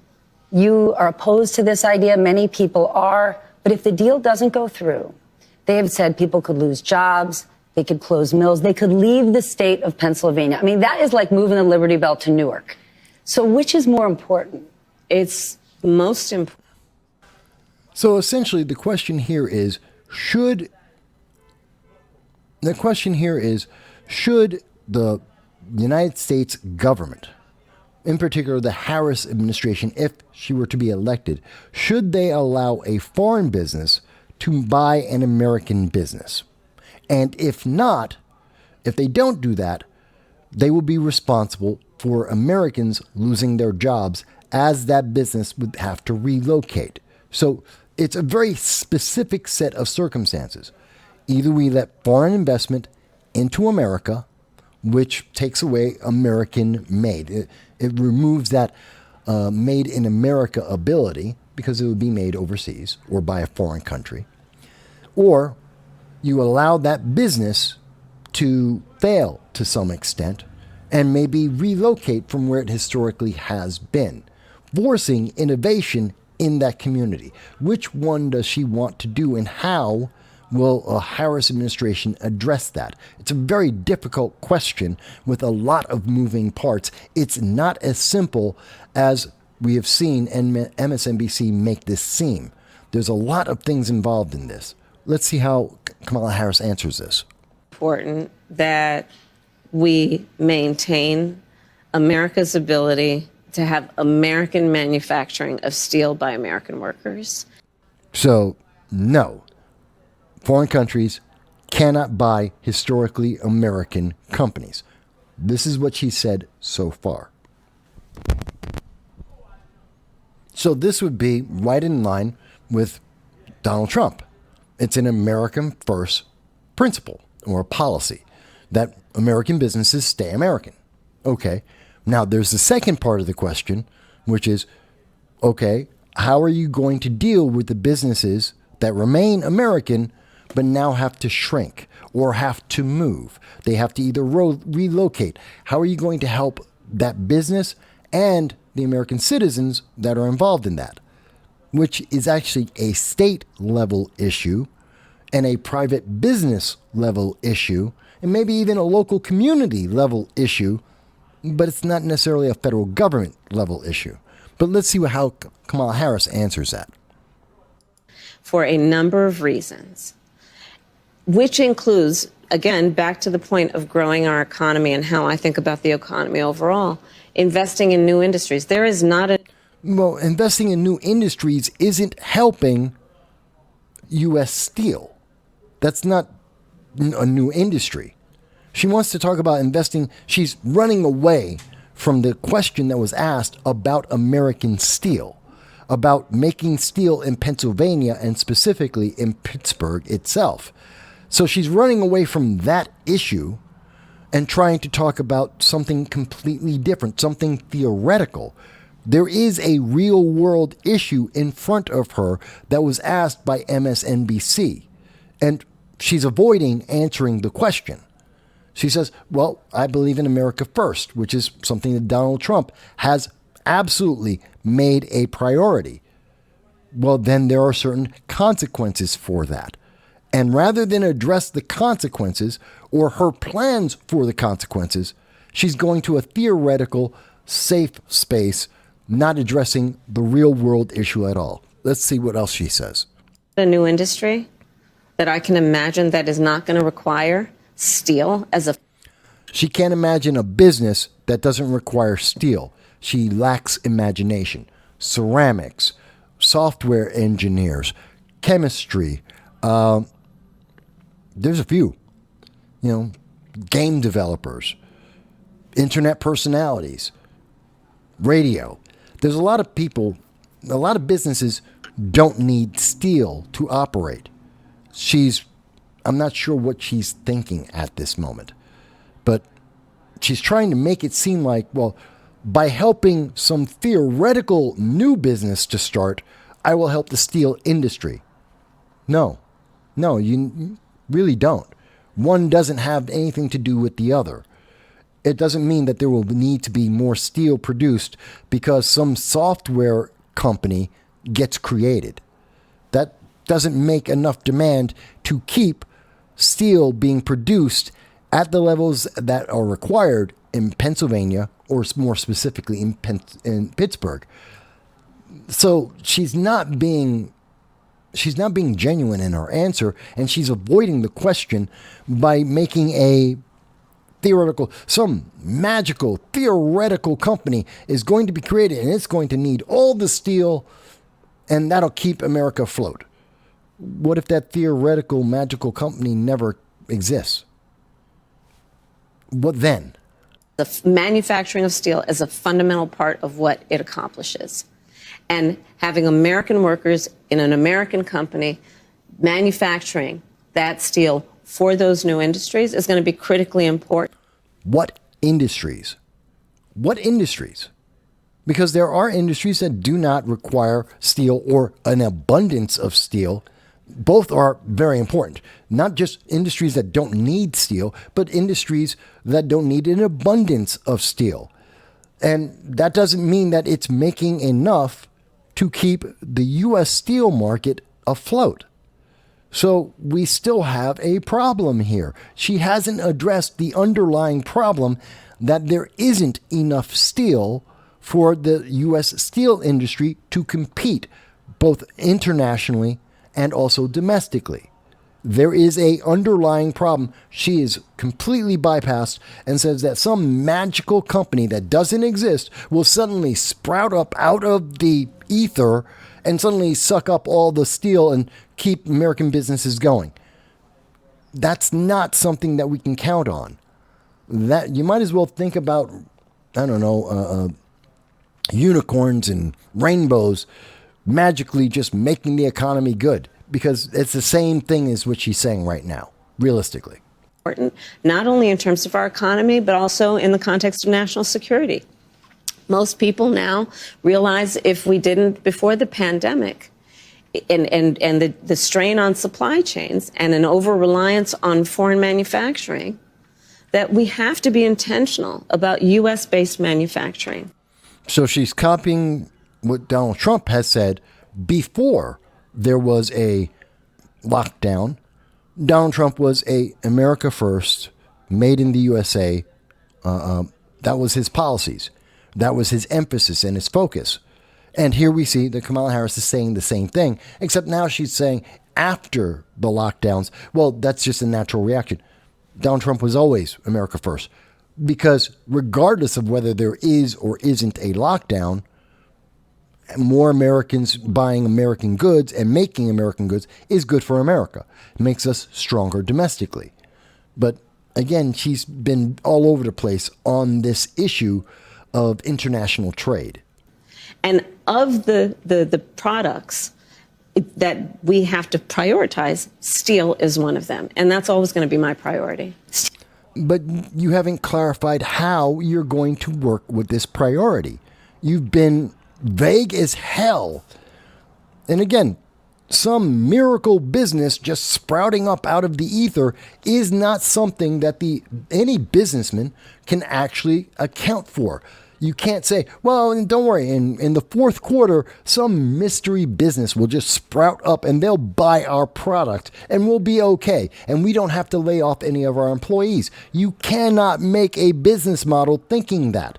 But that's what we've just heard Kamala Harris suggest. And that's insane. That is absolutely insane. Steelworkers matter in this country. Unions matter. Yes. Okay. And notice, now they're going to steelworkers and unions. So this is MSNBC talking to a donor base, to a lucrative lobbyist group, the unions, which are historically in favor of Democrats and donate enormous amounts. Whether or not the average union worker wants to donate to Democrats doesn't really matter. That's what unions do overwhelmingly. But there are some issues for Kamala Harris with that. But now we're seeing MSNBC, and again, they are pandering both to steelworkers, to unions, to Pennsylvania, trying to get them emotionally involved in this vacuous answer that Kamala Harris has given, and they're about to ask a new question. In 2016, Donald Trump connected with unions. He saw them. There was an emotional connection. But what he didn't do was deliver policy. That is very questionable. That is very, very questionable. Or at least from the Democrats' point of view, they may want to try and push that messaging. But the workers, very much so. In 2016, 2020, and today, many of the union workers absolutely want to make America great, agree with Donald Trump's America First policies, Made in America policies. The bosses, not so much. So, again, MSNBC is wording this to pander, but let's go on. In the last 4 years, we have seen huge wins in this country for unions. Sort of. But not all unions have gotten behind you. Which would make you think that the unions did get all those many big wins, or at least not wins that they attribute to Kamala Harris and or Joe Biden. That would be the natural conclusion. If the unions are getting all these wins, but yet they're not supporting Joe Biden, Kamala Harris, then they probably don't think Kamala Harris or Joe Biden either were responsible for the win they got or continuing that win into the future. That is the logical conclusion, but that's not the conclusion that MSNBC will make. Understand, when the Teamsters decided not to endorse you, what was their reasoning? They were tacitly endorsing Donald Trump by not endorsing Kamala Harris when the Teamsters Union is notoriously supportive of Democrats. They're supporting Donald Trump because they're overwhelmingly, their workers, their members support Donald Trump. They support making America great. They support a America First, Made in America principle, which is good for unions and union workers. Kamala Harris, not so much. And they were making it very, very clear. It was a very clear political statement. So essentially, the question is, why did the unions hate you, Kamala Harris, when you're so obviously great, when you're just so wonderful and your policies are so fantastic? Why would they hate you? That's really the question that's been asked. And again, that's a fluff piece.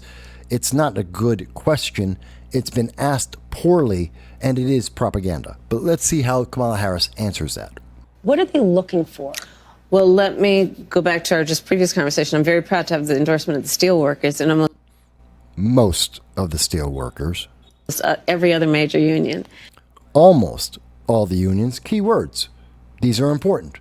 So, but many Democrats have all. And that's historically the norm. So this is an aberration. There must be a reason for that aberration, you would think. In America, because I stand by workers, and I stand... Apparently not, because many of the unions, like the Teamsters, who are, middle-class workers, don't agree with you. The people, union bosses may be happy to wheel and deal their political power, but the union members do not agree with you. They do not believe that you stand by them. And that's very apparent. Stand by the importance of being able to join a union and to understand the benefit and the value of unions. And I understand the importance of investing in new industries and working actively with the private sector to grow our economy. So is she trying to say in that she wants new industries and new sectors to take on unions, which would make the union bosses very happy? Their power base would grow. The amount of money that they would be able to collect and lobby with would grow. but that doesn't necessarily mean it's good for the workers themselves. So what is she exactly saying there? Because private sector doesn't equal union or union growth. They're sometimes mutually exclusive issues.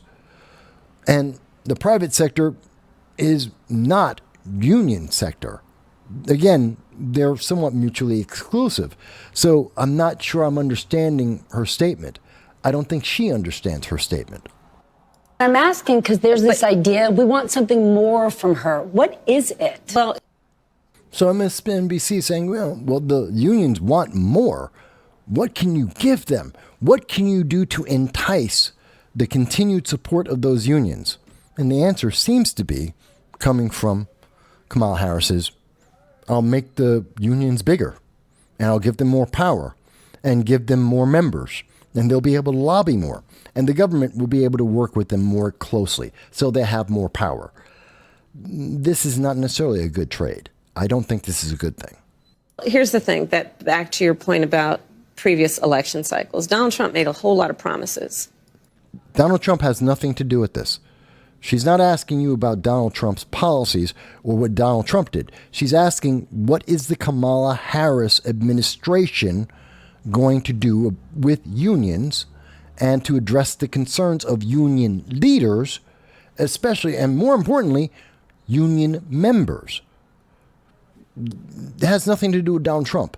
Donald Trump, by bringing up Donald Trump, we're seeing that Kamala Harris is using her get out of jail card.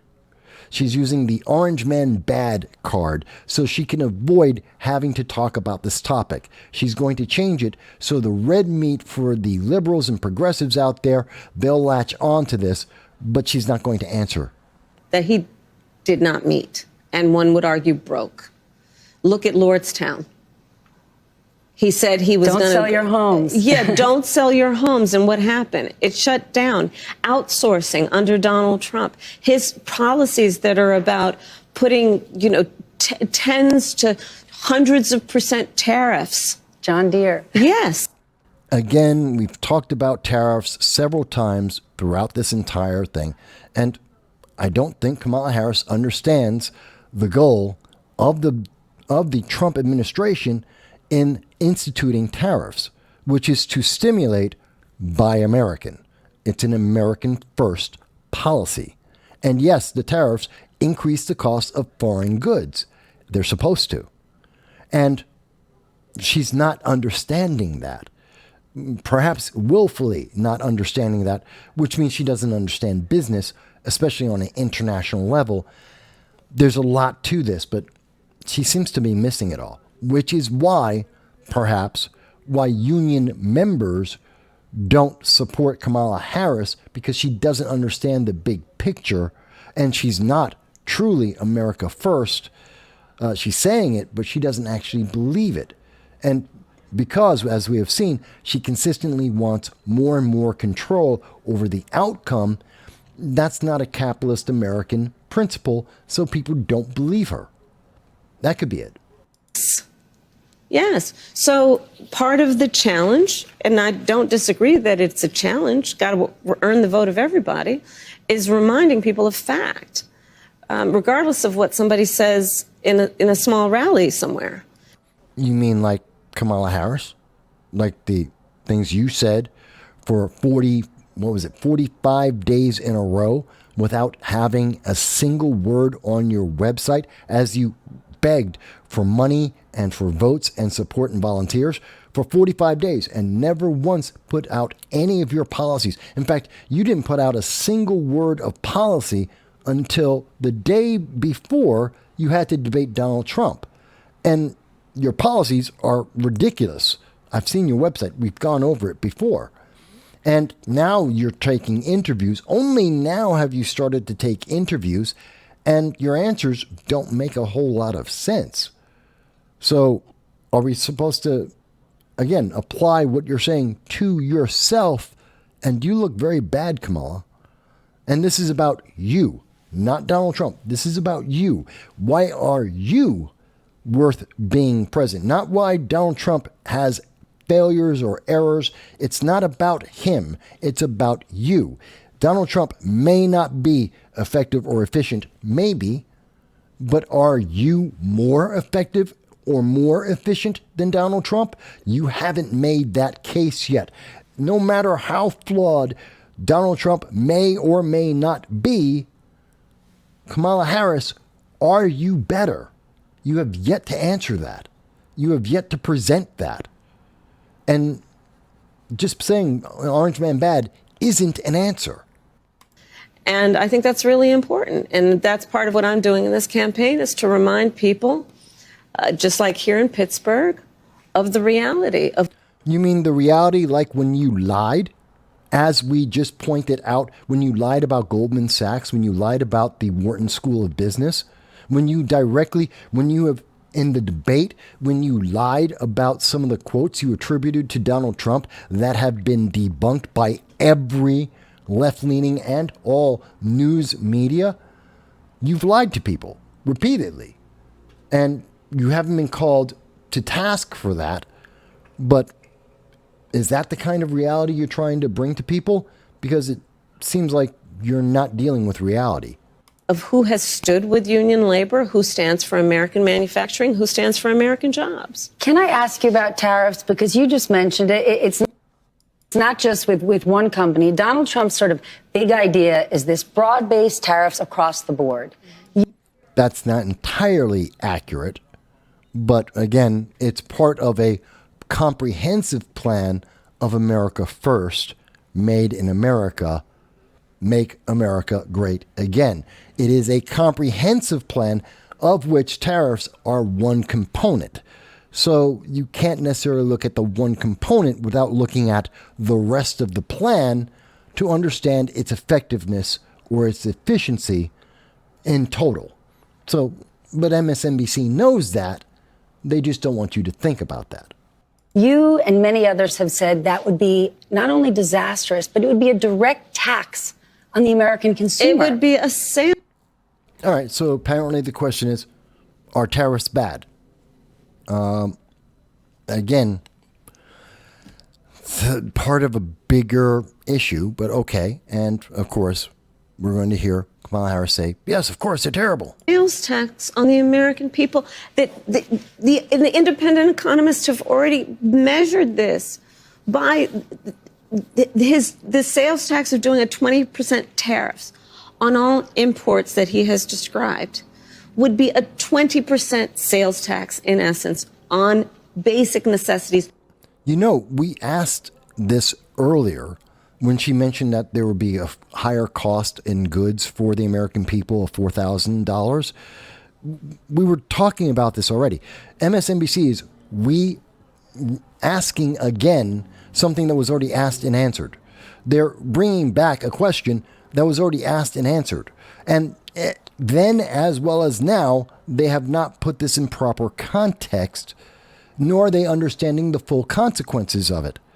So I think that's very interesting. People should, again, you can go back and see it yourself in the prior questions, and you'll see that the same 20% sales tax, it's going to cost American people $4,000 more a year, is not in full context, nor does it understand the consequences as we've been discussing throughout this whole thing.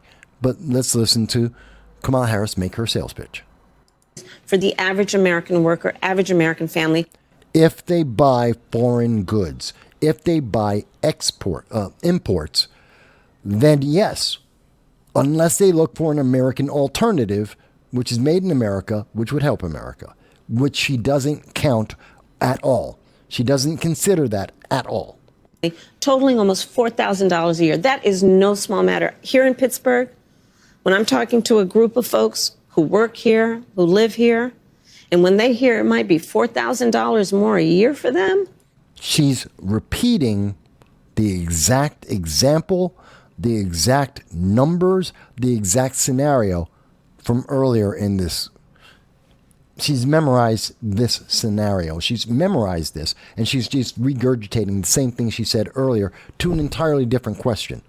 Because the answer is Orange Man bad, things will cost. It will be worse for you in a Trump administration than in a Harris administration.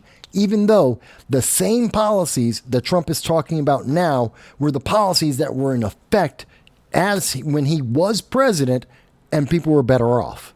But you're not supposed to think about that. You're supposed to think this is brand new, that it didn't happen in the past.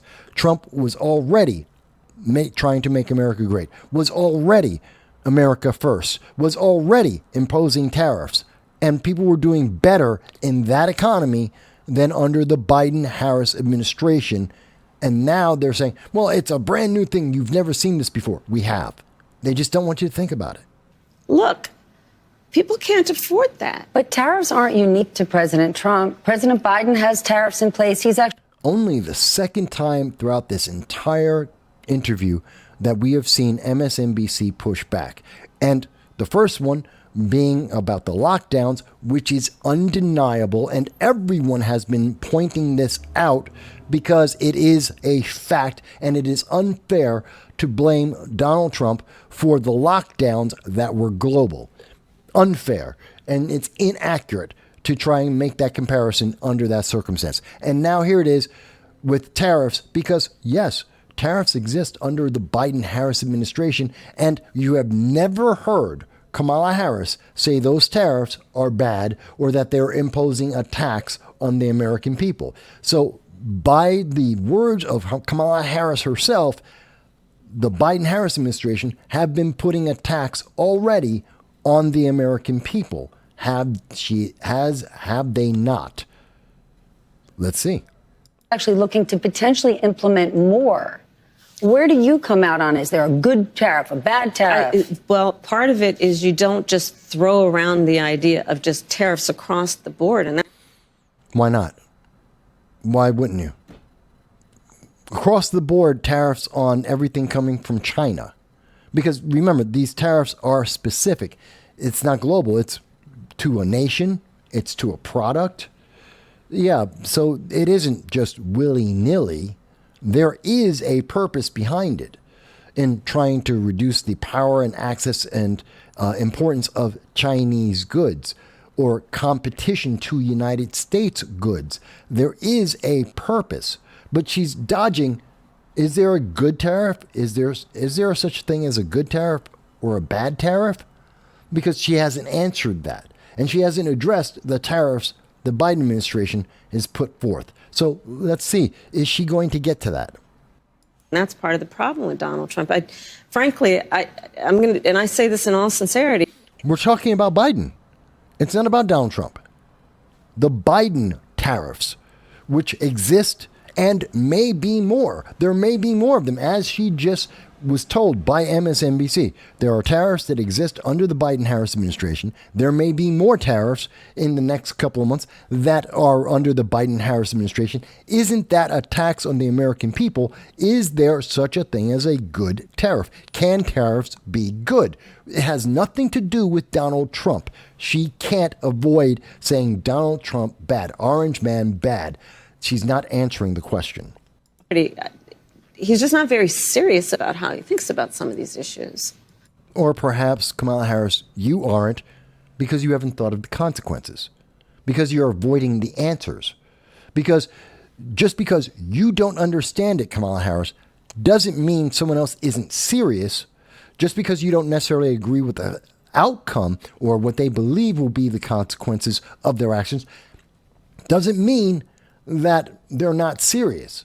Just means you have a different opinion if you understand at all. And based on the way you are avoiding answers and trying to distract the public, I think you do get it. You just don't like it. You don't want to admit the truth, it seems. I'm not sure. And one must be serious and have a plan, and a real plan that's not just about some talking point ending in an exclamation. You mean some ambiguous plan about opportunity economy, which is ambiguous as hell, that doesn't make sense, that leads to nothing more than government controlling the outcomes? You mean some vagaries like that you yourself, Kamala Harris, have already stated in this interview? It's very telling that the way you speak about others is what you are doing. But let me go on. at a political rally, but actually putting the thought into what will be the return on the investment, what will be the economic impact on everyday people. You have yet to tell us in any of the questions so far, what is the impact on the American people? You have not given the American people an answer about the investments that you keep saying will magically and mysteriously appear. What's going to be their impact? You have yet to address this throughout the entire interview. And when you look at my plans, you will see what those benefits will be. No, I don't. I do not see the benefits. I've looked at your plans, what's written and what you have said. I don't see the benefits. And neither does the Wharton School of Business. Neither does Goldman Sachs. And so we can point to economists if you want, and we can talk to business owners if you want. But as a voter and an American citizen who's not unfamiliar with business or with politics, I don't see the benefit. And I've looked very carefully at your policies, and I'm listening very intently to your answers in all of your interviews and the debate, and you're not giving me answers that show that you are efficient or effective, especially not in comparison to Donald Trump. You're just not the best choice. Your policies are substandard and, if anything, detrimental long term. That's what we see. We don't see benefits. We see negatives. $25,000 down payment assistance for first-time home buyers. You know what that means? Then you're creating... It means more taxes. See, here's the thing about the home, $25,000 for homes, which has nothing to do with the question, are tariffs a tax? That's the question we started with. Are tariffs a tax? She's talking about home buyers credit. I don't know how she got there. She slippery sloped her way into talking about something that she's already spoken about 3 times now in this interview. She seems to have a very limited track of things that she can talk about, because she keeps talking about the same things over and over again. The child tax credit, the home buyers, the $25,000 home buyer, first-time home buyer tax credit. She keeps repeating these things over and over again because it seems like she doesn't know what she's talking about and she doesn't have anything else to offer. Just something that I'm highlighting here. But the first-time home buyer, again, you're going to pay more in local and state property taxes because the prices will adjust to take that into account. And if you speak to anyone in the real estate industry, if you've been listening to what those in the real estate markets have been talking about, yes, that's what's going to happen. That $25,000 is going to be absorbed by local and state taxes as they change the assessments on all of the properties. It's not really helping. And what would substantially help people is government taking less of your money, cutting your income taxes, and also having low inflation rates. Those two things would substantially, massively be more beneficial to homeowners than the $25,000 tax credit. It's just math. It's just simple. I know people hate to do math, but it's simple math. Let people keep more of their money, they will do better than with the $25,000 tax credit. Or lower the interest rates, and Americans will save more money than the $25,000 tax credit. Either one or both in combination are better than what Kamala is offering, and she knows it, or at least she should know it. Creating the ability of that working person to build intergenerational wealth. Doing the work of a $6,000 child tax credit. Doing the work of a... Notice, again, she's rotating through her limited set of issues, the things that she has memorized, the things she says as an answer to virtually every question on the economy, always comes back to it's an opportunity economy, which doesn't have a definition. No one knows what that means, but appears to mean that the government is able to decide the outcomes. She always goes back to the $25,000 first-time home buyer credit, and she always refers to the $6,000 child tax credit, which is only available for 1 year for the first year of your child's life, not years 1 through 21, which she tries not to mention to imply that you'll get it every year, which is not true.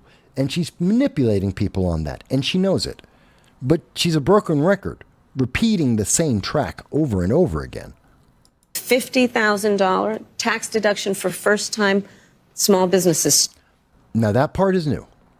Rather, new for this conversation. It's the first time, and she's had opportunity to talk about small business.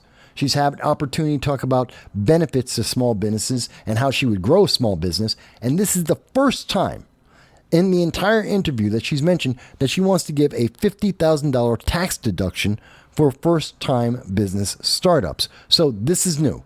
Startups, because right now... That's a real plan. It's a real plan. It's a plan. The fact that it's a plan makes it a real plan. The question isn't, is it real? It's real because she said it. Is it effective? Is it efficient? Is it better than what's being offered by her opponent? That's the real question. Not that it's real. Of course it's real. She said it. It's a plan because it's a real plan because she said she has a plan. That makes it real. That doesn't make it effective or efficient. By the way, still have yet to answer the question, what is a good or bad tariff?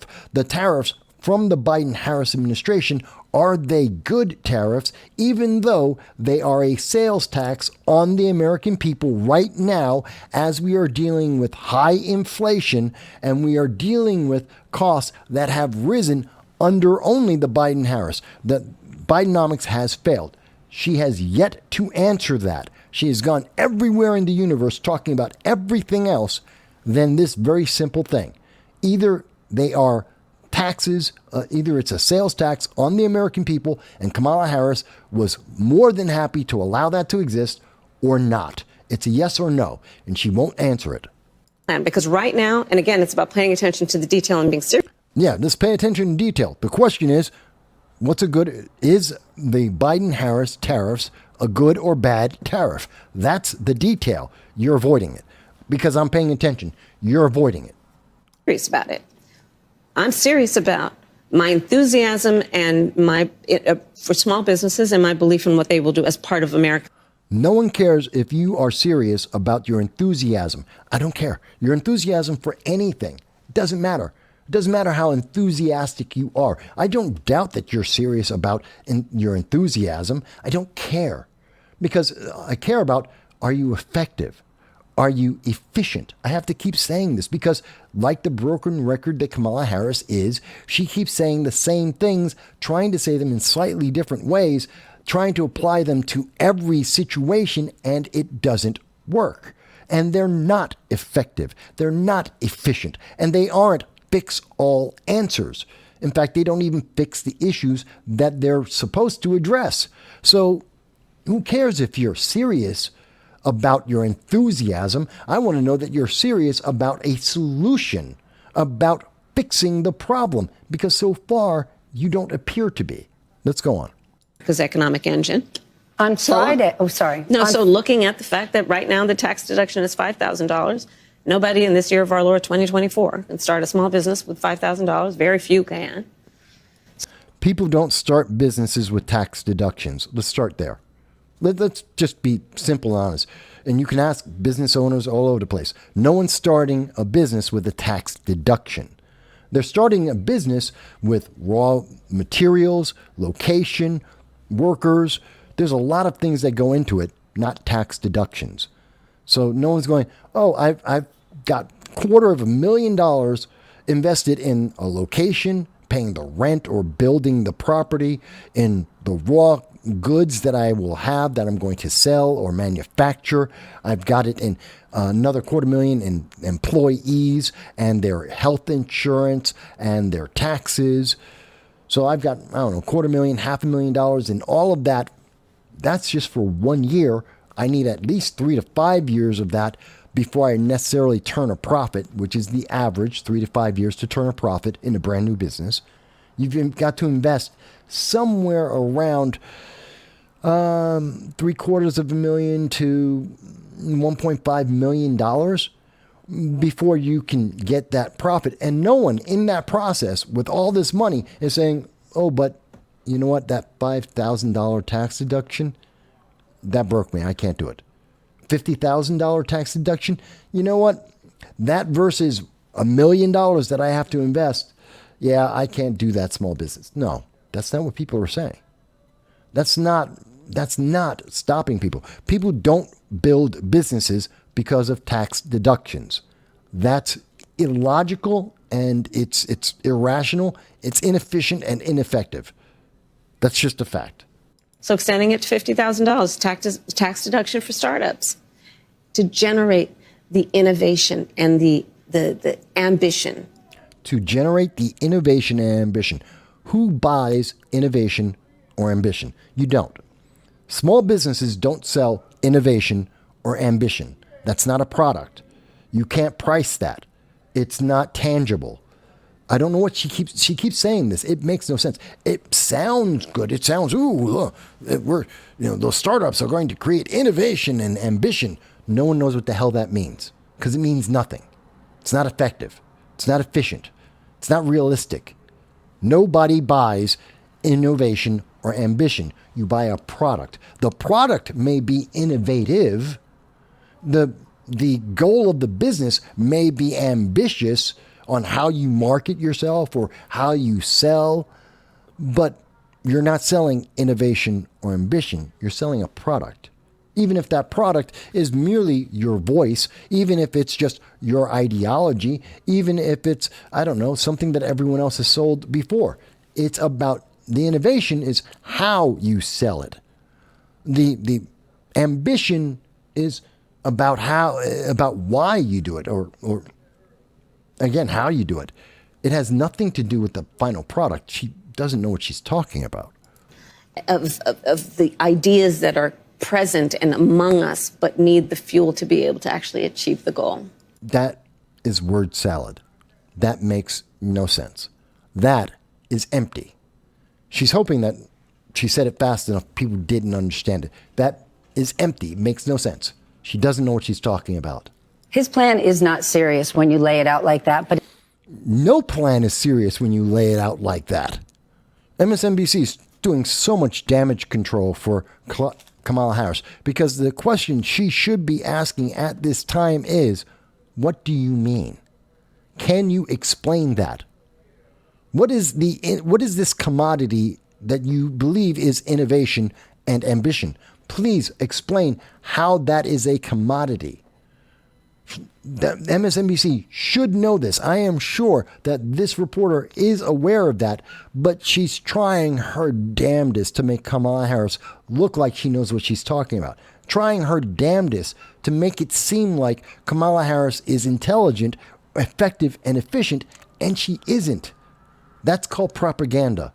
She's not being a reporter here. She's being a campaign staffer. That's what she's doing. But let's go on. So we didn't get an answer to question 8 at all. But a serious problem over the last few years has been inflation. Luckily, it's cooling, but prices are still. No, inflation is not cooling. Inflation is down month to month from the peak. This is a key thing. It's very important. From the peak. They always like to leave that out. When you hear the Biden administration talking about this, when you hear the news media talking about this as they try to protect the Biden-Harris administration, they keep saying inflation is down from the peak. Keywords. Because inflation is up under the Biden-Harris administration. This is why when you go to the store and they keep saying inflation is down, but your grocery bill is still 40 to 100% higher than what it was in 2021. Inflation is up. It's just not up as much as it has been at the peak. There's a difference. It's relevant, and there's nothing wrong with saying inflation is down from the peak, but it's not the same as saying inflation is down. It isn't. Inflation isn't down. And you know that because you buy things every day. Still high. Yeah, I agree with you. You've said you want to take this on by going after those who engage in price gouging. Yeah. But But as somebody who supports free markets, who's a capitalist, how do you go after price gouging without implementing price controls? But the real question is, how do you lower food prices? See, price gouging already exists in 37 states, and none of those states are going after any companies for price gouging because the inflation in food has nothing to do with price gouging. It has to do with the global food crisis, which started in 2022, along with the war with Ukraine and Russia, and will continue as long as that war continues. There's 30% less food in the world. That is a fact. In addition, there is the inflation in the United States, because as we keep spending $2 trillion debt in a year, we have to keep printing money. That's inflationary. That also increases the cost. So really, price gouging has nothing to do with this. This is a distraction. This is a way to make people think that Kamala Harris is doing something, but she's not.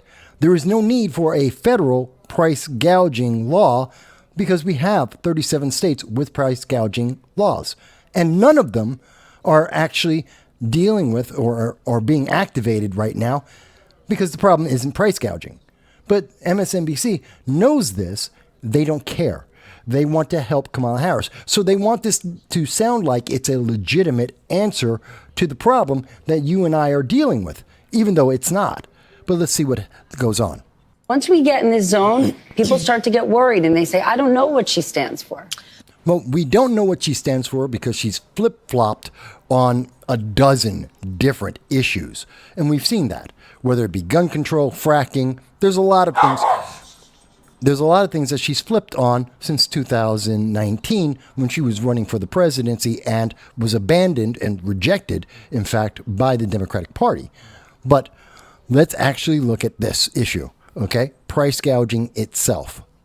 So, just to be very frank, I am never going to apologize for going after companies and corporations that take advantage of the desperation of the American people. And that's fine. No one's asking you to apologize for that. But at the same time, that's not the problem. See, if it were a problem, if it were an issue, if it was something that wasn't being addressed by states, if it were something that was not being addressed by the American people, that'd be one thing. But that's not the problem that the American people are dealing with under the Biden-Harris administration, under Bidenomics. Food prices are up because of Bidenomics and Biden-Harris policies that have enabled the cost of food to go up. It has nothing to do with price gouging. So this is all fluff. It's useless. And as Attorney General, I saw this happen. In the midst of an emergency, whether it be an extreme weather event or even the pandemic, we saw it, where those few companies, not the majority, not most, but those few companies that would take advantage of the desperation of people and jack up prices. Yeah, I'm going to go after them. Yes, I'm going to go after them. And that is part of a much more comprehensive plan on what we can do to bring down the cost of living, including housing, including the everyday needs of the American people. On Friday, you are going to the border. Immigration is complicated. When Kamala Harris goes to the border for the second time, this will be the second time she has ever gone to the border. It's one time more than Joe Biden has gone to the border. Kamala Harris has been the border czar since March 24th of 2021. That is a fact. No matter how the news media has tried to retroactively clean that up, she has been border czar for well over 4 years now, since 2021.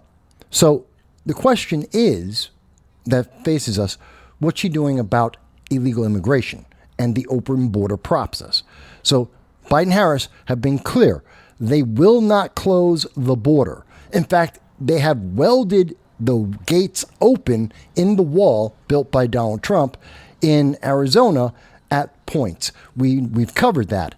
That is a fact. So they want an open border, and their illegal immigration policies have all been about controlling how many illegal aliens enter in the United States, not to stop them from entering the United States.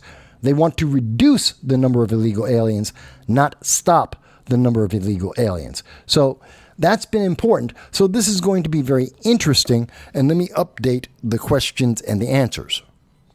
Is an economic one. And no one is eating cats and dogs in Springfield, Ohio. And actually, yes, they are.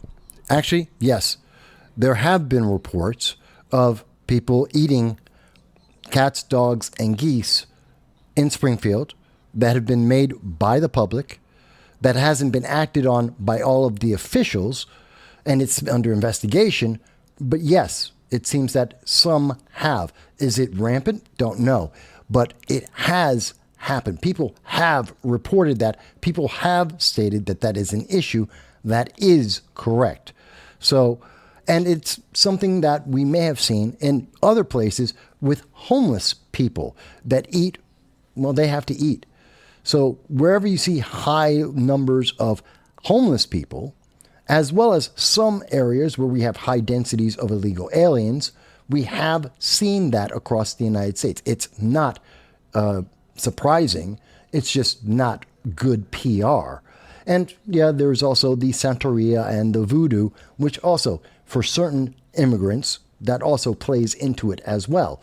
So for the news media to say, well, no, it absolutely never happens, is like them saying that no one ever, no illegal alien ever votes in our elections. That's not true. There may not be a lot of them. They may be only 0.25% of the 8 million illegal aliens that have entered the United States under the Biden-Harris administration, but that still winds up being 200,000 people. It's small, but it's there. And we do know that this is happening. We've gone over the reports here in with Oregon and the illegal aliens that were registered to vote. Well over 300 of them there. We do know about the DOJ action against the Guatemalan woman who was voting in elections in 2016, 2020, 2022. We have seen several cases of this. So again, does it exist? Yes. Is it rampant? That's a different question. We don't know. So MSNBC is playing games here, and they know that this is bad press for Donald Trump, so that's why she's bringing that up. To make Donald Trump look bad, to make it seem like he's being extreme or ridiculous when there is a real basis to what Donald Trump said. Let's go on. And I'm glad not to be talking about that, but there are people there you just did talk about that are stressed, that feel that they're at capacity. Communities around the country that have legal immigration, many have said No, it's not legal immigration that's the problem. It's illegal immigration that people are complaining about. It is illegal immigration that is breaking New York and causing New York to spend $5 billion a year on illegal aliens. It's the reason why Boston and Chicago, Detroit, LA, why they're going bankrupt, because of illegal immigration, not legal. No one's complaining about legal migrants. It's the illegal migrants and the open border that are the source of the problem, which is something that Kamala Harris was directly put in charge of and something that she has failed at for 3.5 years. So let's call it what it is. And MSNBC is being very careful with the wording to say, well, it's the legal immigration that's the problem. No. That's not the problem. It's the illegal immigration that is the problem. But let's go on. we're at capacity. And many feel like the government has said to them, well, adapt, sit down, be quiet. This is how it is. Well, ask Eric Adams. That's exactly what they said to him. They told Eric Adams, shut up about New York going bankrupt. He didn't, and now he's been indicted. And so have all of his friends. It's really odd that no one was questioning the $10 million that Eric Adams got for years. It's not like this is a new thing. It's not like it's suddenly surprising to anyone. The numbers were out there. Everyone saw the books. Everyone was aware of this. They didn't care as long as he towed the line. The second that he didn't toe the line, well, then they had a problem. Ask Manchin about that too. What happens when you're a Democrat and you don't toe the line? That's why he's no longer a Democrat. But let's go on. What would a Harris administration do for those communities who've taken in many, many legal immigrants, but illegal What about the illegal? The question again is not the legal migrants. What is the Harris administration going to do about illegal immigration? What is the Harris administration going to do about open borders, which is the source of the problem? Over 8 million illegal aliens. That's the problem. It's not the legal migrants. That's not the problem. Are at capacity. Well, first of all, we do have a broken immigration system, and it needs to be fixed. And if we take a step back, months ago, some of the most conservative members of the United States Congress came together with others, proposed a border security bill that would have put 1,500 new border agents on the border. What would those border agents have done? Why were they hiring 1,500 border agents? If you read the bill, they were there to process illegal aliens. They were there to slow down the number of illegal aliens entering into America and allowing illegal aliens to enter and have a court date somewhere 3 years down the line. They weren't there to close the border. They weren't there to stop illegal immigration. And the reason why Republicans balked is because they wanted to close the border. They wanted to end the open border policy. They wanted to limit the number of illegal aliens entering the United States in total, not slow down the pipeline. That's why this didn't go forward. It wasn't Donald Trump. It was that Republicans did not agree with the policy that the Biden-Harris administration and Democrats were promoting. And Kamala Harris knows this. She knows that's the point, that the policy she was trying to put in had poison pills inside of it, that bill, to allow even more illegal aliens to continue to come into the United States. And that's why Republicans said no. She knows this, but she doesn't want to talk about it in that term when she can say Orange Man bad. To help those hardworking border agents who are there right now working around the clock. Would have put more money into stemming the flow of fentanyl, which is killing Americans around our country and devastating communities. That's what the open border policy and illegal immigration is doing, as well as, she doesn't mention it here, sex slavery, or people like to call it sex trafficking. It's the same thing, slavery. Slavery has been increasing, and along with fentanyl and drug mules, drug trafficking, it all has the same root cause, or the same root process, which is an open border and illegal immigration, which she is trying to delicately avoid until she mentions Donald Trump, which means it's his fault. Somehow, mind you, Donald Trump hasn't been in power for 3.5 years. Donald Trump is not an elected official. Donald Trump has no power whatsoever. But she's going to blame all of the failures for her. Again, she was the border czar. She is the border czar. She is responsible for this right now.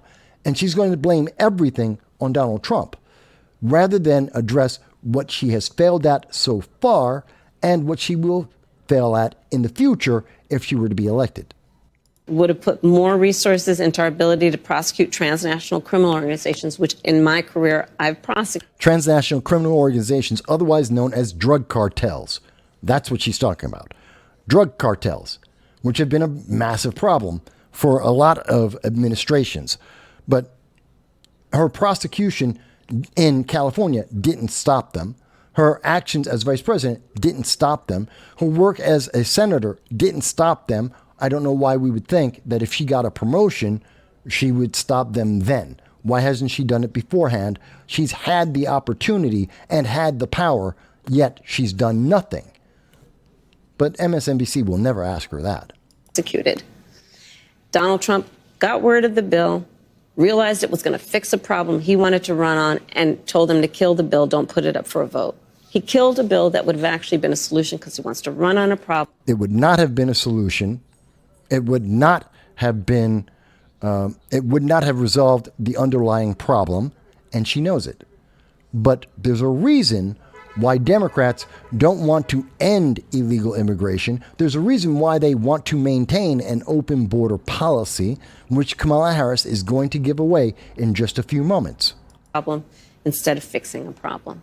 And that's part of what needs to be addressed. And my pledge is that when elected president, if the American people will have me, I will bring that bill back and I will sign it into law. But that will not close the border, which you can do right now. Joe Biden can, with a swipe of his pen, his signature, he could close the border right now. Right now, Kamala Harris and Joe Biden could enforce immigration laws that already exist in the United States, which would help to reduce and resolve the problem. That could be done. They could have been doing this for 3.5 years. They haven't, because they want the illegal aliens. And again, why do they want them? That's coming up. And we need a comprehensive plan that includes what we need to do to fortify not only our border, but deal with the fact that we also need to create pathways for people to earn citizenship. Pathways to citizenship. That's the reason why we have open borders. That's the reason why they allow illegal aliens to continue to come over. That's why the bill, as suggested by the Democrats, allowed a continuous flow of illegal aliens to enter into the nation. That's why they needed 1,500 border agents to maintain a steady flow of illegal aliens entering into the United States so they could provide them with a pathway to citizenship, which Democrats believe will transfer into votes, and that will maintain their power. And I think that's pretty accurate. If you know you're an illegal alien and the only reason why you're allowed into the United States, the only reason why you were able to become a citizen was because of the Democrats. And if you ever elect anyone else, well, you may lose that status, and your friends and family who may still be illegal would be kicked out. Well, then you're going to vote Democrat consistently. It's in your self-interest. Kamala Harris knows that. The Democrats know that. That's why they want an open border. That's why they want a continuous flow of illegal aliens. That's why all of their policies allow for sanctuary cities and sanctuary states and allow for a continuous flow. That's the truth. That's the real thing that she wants to do. And I am absolutely sure that if she becomes president and we're able to have a Democratic Congress and Senate, that she would absolutely try and create a path to citizenship for these illegal aliens that have broken our laws and do not deserve to be in America. But you may think slightly different on that. I know MSNBC agrees with her. Then I want to just ask you about a little job and a big job. Okay. The first one, just a fact check. Okay. Because your opponent there is almost no little every job. day. Okay. There's no such thing as a little job. Okay, fair. Yes, there are things that are little jobs. Yes, they do exist. So just be honest. Yes, there are little jobs. There are big jobs. Because your opponent almost every day seems to be talking about this. So I just want to ask you yes or no. At any point in your life, have you served 2 all-beef patties, special sauce, lettuce, cheese, pickles, onions on a sesame seed bun working at a McDonald's? Yes or no? That's it. Big deal. They're making fun of this to detract from the fact that she has no real-world experience at doing a job, at working. She's always been in, as she said, she's a devout public sector advocate. She's always been working in the public sector. She is a politician, a career politician by definition. And she herself has said she's a devout public sector politician, career politician. So yeah, she worked at McDonald's. That's her real world experience outside of politics. That's not saying a whole lot. I have. Okay, now the other job. But it was not a small job. Like I did. Yes, it was. It was an introductory job. That's what fast food is for. Fast food jobs are introductory jobs. Now, it is also something that a lot of retirees go into as well because it's relatively easier work. I mean, you don't have to lift 50-pound bags like at FedEx or something. It's relatively easier work, and the pace is generally not too crazy.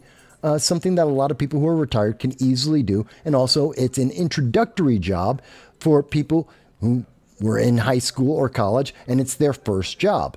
That's the majority of people who work at fast food. So it is a little job. It's not going to change the world. It's not going to innovate the internet or create a new energy source, but it does give people a job. So it is a little job in that sense, but it is important to people who are working that job to get paid. Absolutely. the fries. I mean, yes, okay, for a but small I did. period of time. But then let me ask about a big job. But to your point, if you don't mind, before you get to the big job, there's a part of the reason I even talk about having worked at McDonald's is because empathy, trying to connect to the regular people who didn't live in the upper middle class in Canada, who didn't get to buy their own homes, individuals who aren't multimillionaires and married into even all other multimillionaire families. It's your way to make it seem like you're an average person, which you haven't been for decades. Is that the answer? Because there are people who work at McDonald's in our country who are trying to raise a family. I worked there as a student. I was a kid. Most people who work in fast food are kids, teenagers, first-time jobs, and retirees. There are some who do raise a family. That's true. But that's not the majority. So let's be honest about it. Work there trying to raise families and pay rent on that. And I think part of the difference between me... Most of the people who are trying to raise a family and working at McDonald's are also getting government aid. So, no, they're not trying to pay the rent with McDonald's. Many of them are trying to pay the rent with the government supplement they get.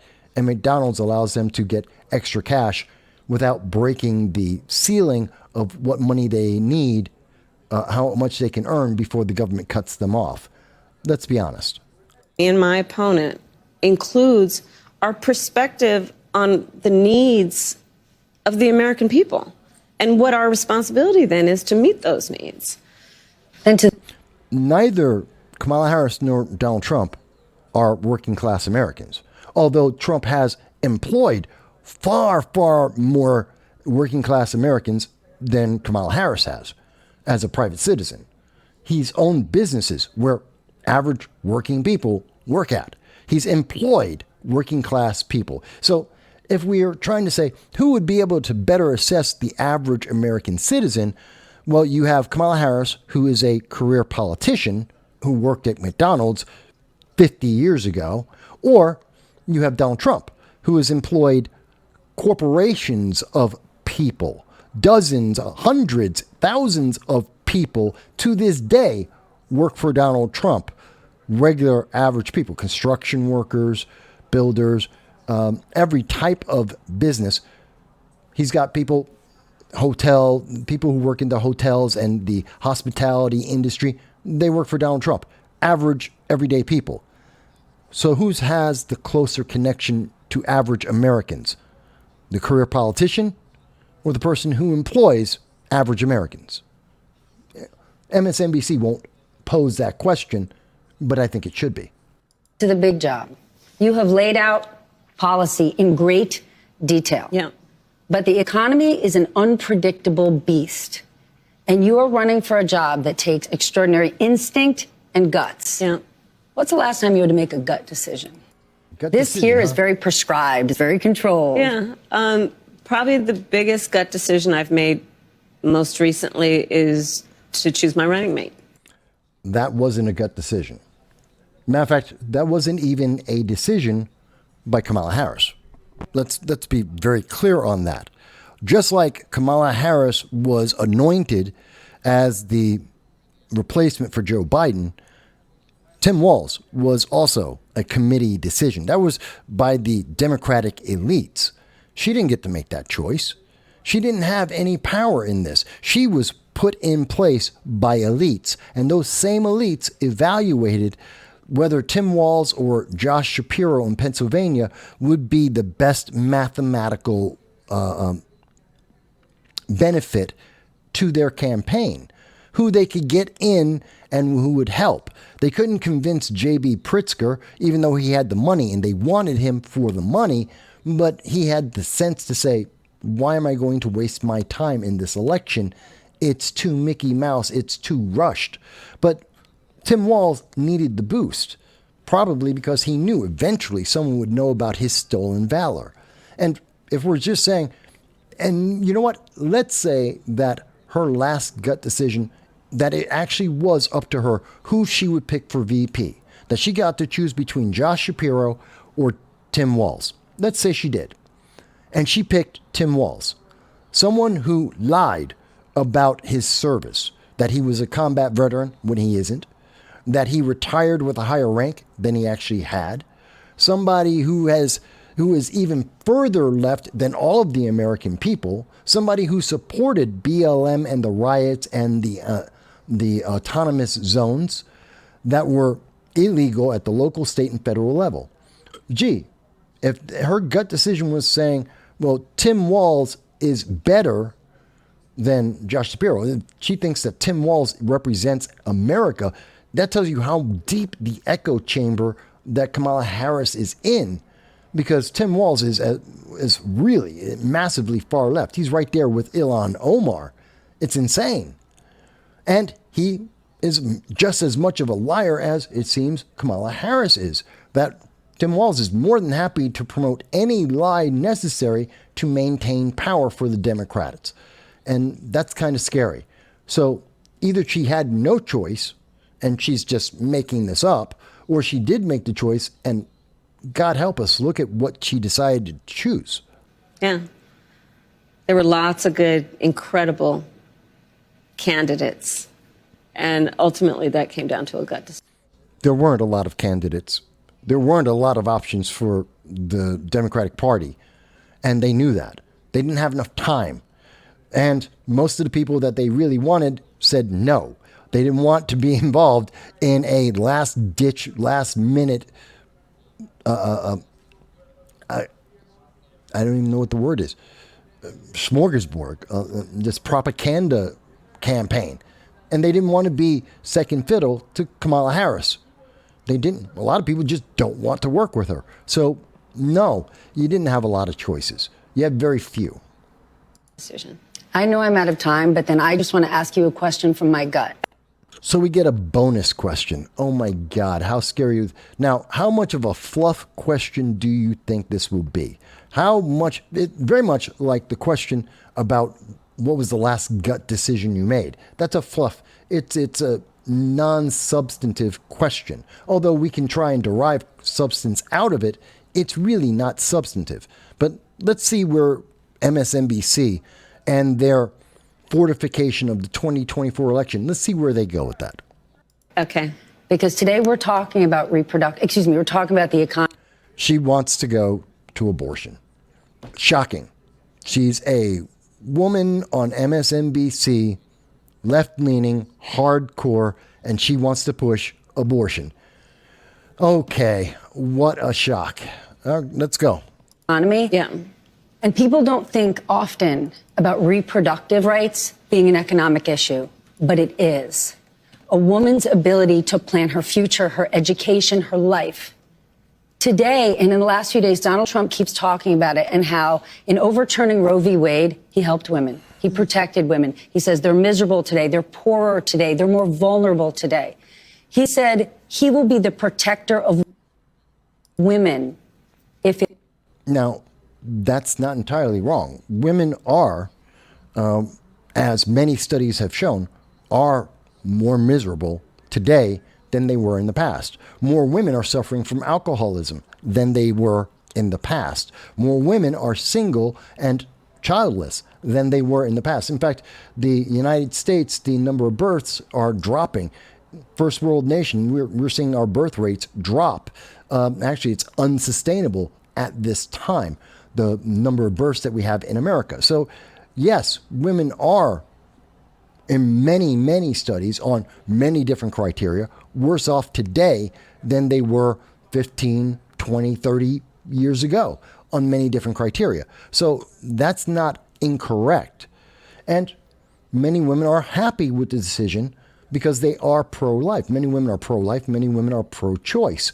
So many women are happy to have the federal government out of their lives. The same federal government that said that you had to have the jab, that pregnant women had to inject an experimental, untested drug into their bodies while they were pregnant, even though no one knew what the side effects would be.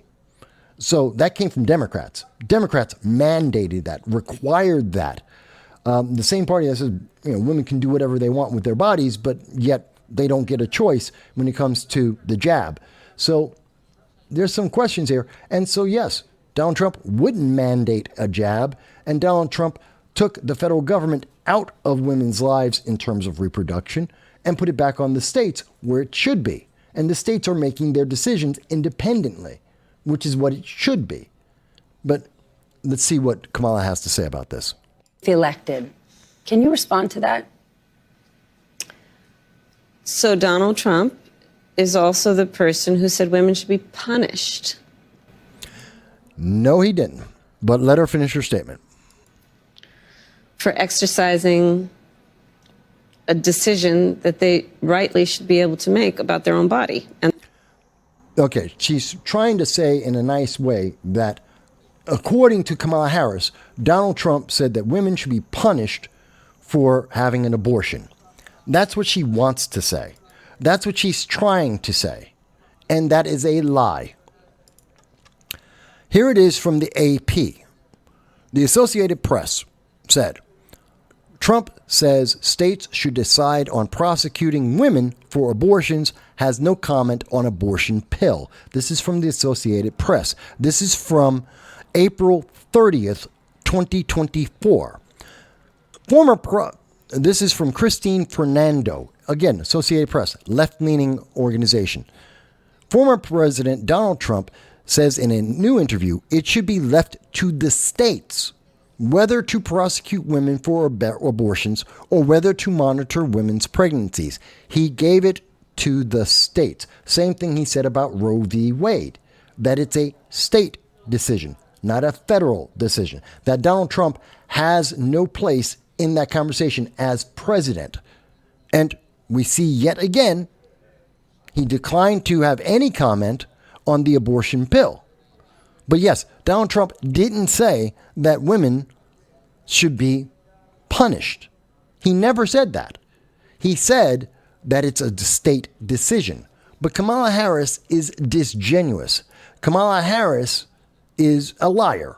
And she's trying to make up her own history, assuming that no one's going to double check because MSNBC isn't going to fact check her. In fact, we know that this reporter is not going to fact check her on abortion because that's her personal view. This reporter is obsessed with abortion, which she wants to call reproductive rights. It's not, it's abortion. That's what they're talking about. They're not talking about whether or not women can get pregnant. They're talking about abortions. That's what they're speaking about. And she already said, I'm concerned about abortion. She wants to have abortions all the time, presumably all the time up to the moment of birth. That's her position. That's the position of many on the far left. Kamala Harris is lying to win those votes. Let's see how far she will take that lie. And their future. So I think we would all agree that as a... No, we do not all agree. No, we do not all agree. In fact, not even all women agree.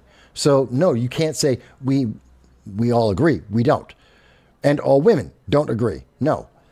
So going on. Result of that perspective that he has about women. That isn't his perspective. That's your imagination. That is the way you view Donald Trump. That's not what Donald Trump said. That's not his position. That is your echo chamber changing. It's Mandela effect. You think it's true because you think you heard it, but that's not what was said. That's not the truth. And you're in an echo chamber, so you never bother to double check because everyone around you has the same imagined view, but it's not reality. It's not the truth. Your truth is a lie. The truth is the truth. And the truth is that Donald Trump said it's a state decision, not the federal government, not the president. He also then chose 3 members of the United States Supreme Court who did as he intended. He did pick 3 members of the Supreme Court. Once you're on the Supreme Court, that is a lifetime position. I know Democrats want to get rid of that, but it is a lifetime position. Members of the Supreme Court are beholden to no one. They don't need to play politics anymore. You can't remove them. They're there and they're going to stay there until they either die or they decide to retire. So it doesn't matter what the intention of Donald Trump or anyone else is. They will decide whatever they want to decide based on their points of view. So to say that, oh, Donald Trump, he's got control of them. No, he doesn't. There's no one in politics that can control the Supreme Court because they can do whatever they want. Lifetime position. That's the reason why they have a lifetime position, so that politics cannot influence them. That's why we have always allowed them to have the lifetime position, so that they cannot be a political tool.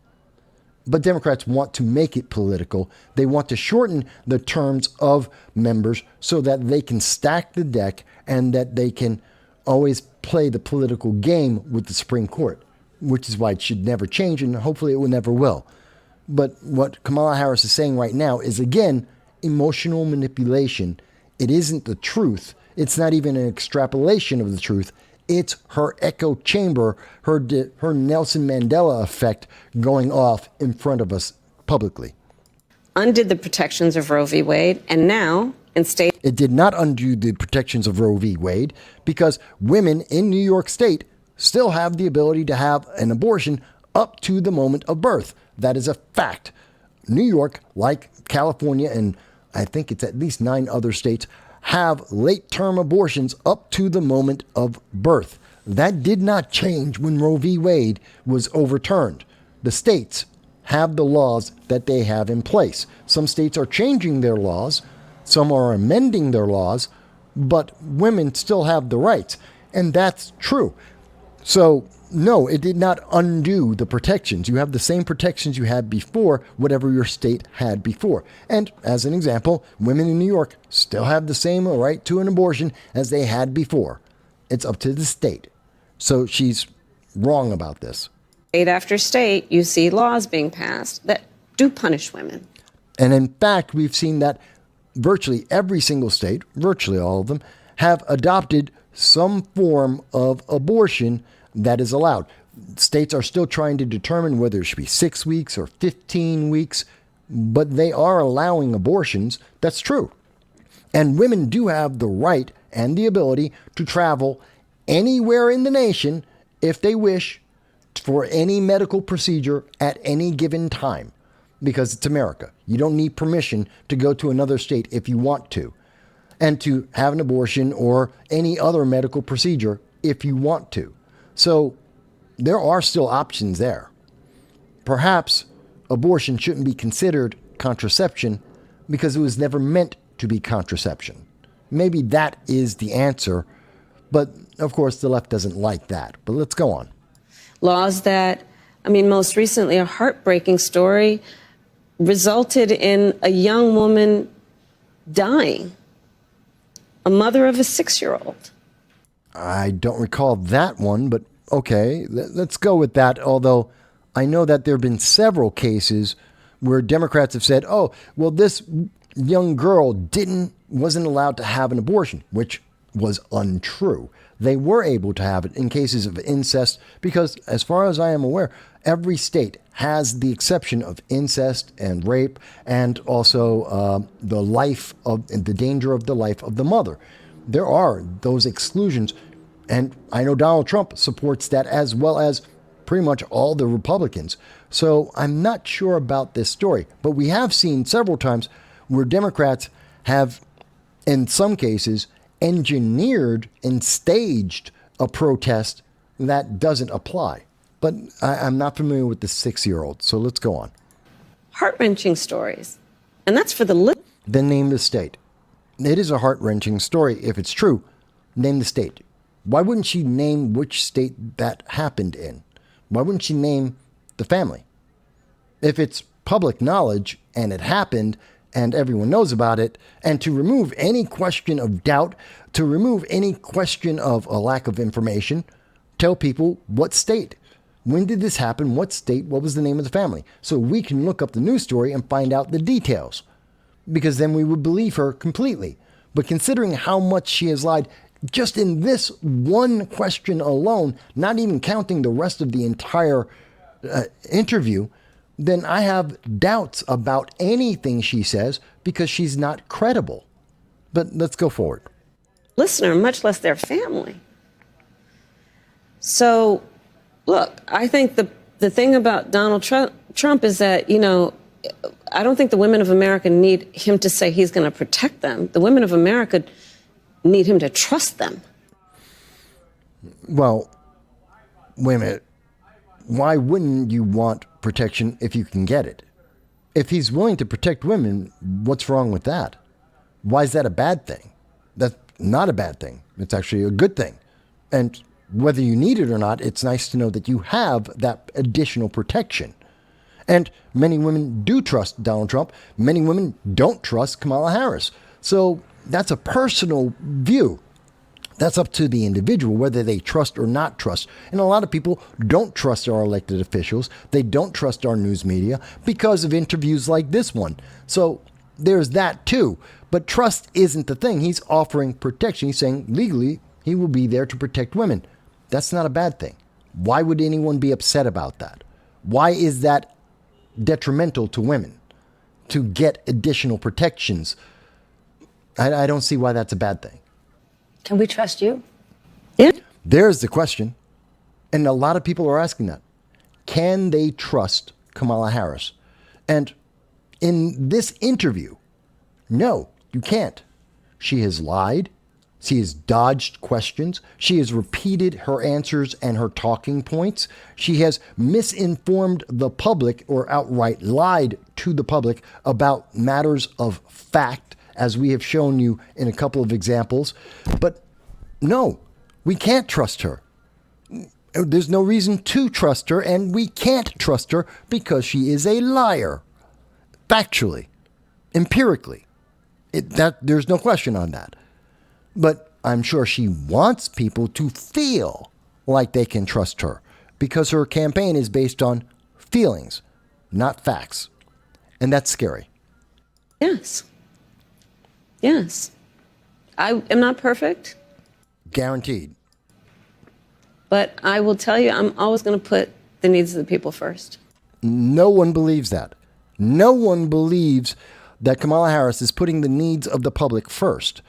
No one believes that she has ever done that in her career. Well, let me rephrase that. I am sure there are some diehard Democrats and diehard progressives that believe it because she's a Democrat. But the majority, the overwhelming majority of people in America and the world, no, they don't believe that you put the needs of the people first. And to that point, if you were worried about the needs of the public, why have you done nothing as the border czar about the open borders and illegal aliens that have caused death of American citizens, that are causing the destruction of infrastructure of our cities? Something that you were responsible for, Kamala Harris. If you're so worried about the needs of the people, then why didn't you do your job? Because you haven't done your job. And you haven't spoken about the needs of the people until the moment you got the promotion. Until you did that, you had nothing to say. So, no, I don't trust you. And I don't believe you. And I don't think there's a reason why we should start either. Madam Vice President, thank you for your time today.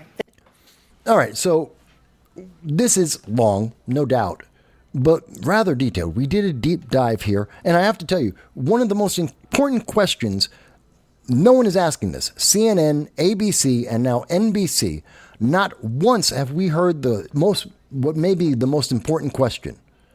How long has Kamala Harris known that Joe Biden is a zombie part-time president, that Joe Biden's mental facilities have broken, and that he only works from 10 a.m. until 4 p.m.? How long has she known that and not told the American people? I think that's a critical question. A second question that's just as critical on the same issue. Who is in charge of America when Joe Biden is incapable of being president?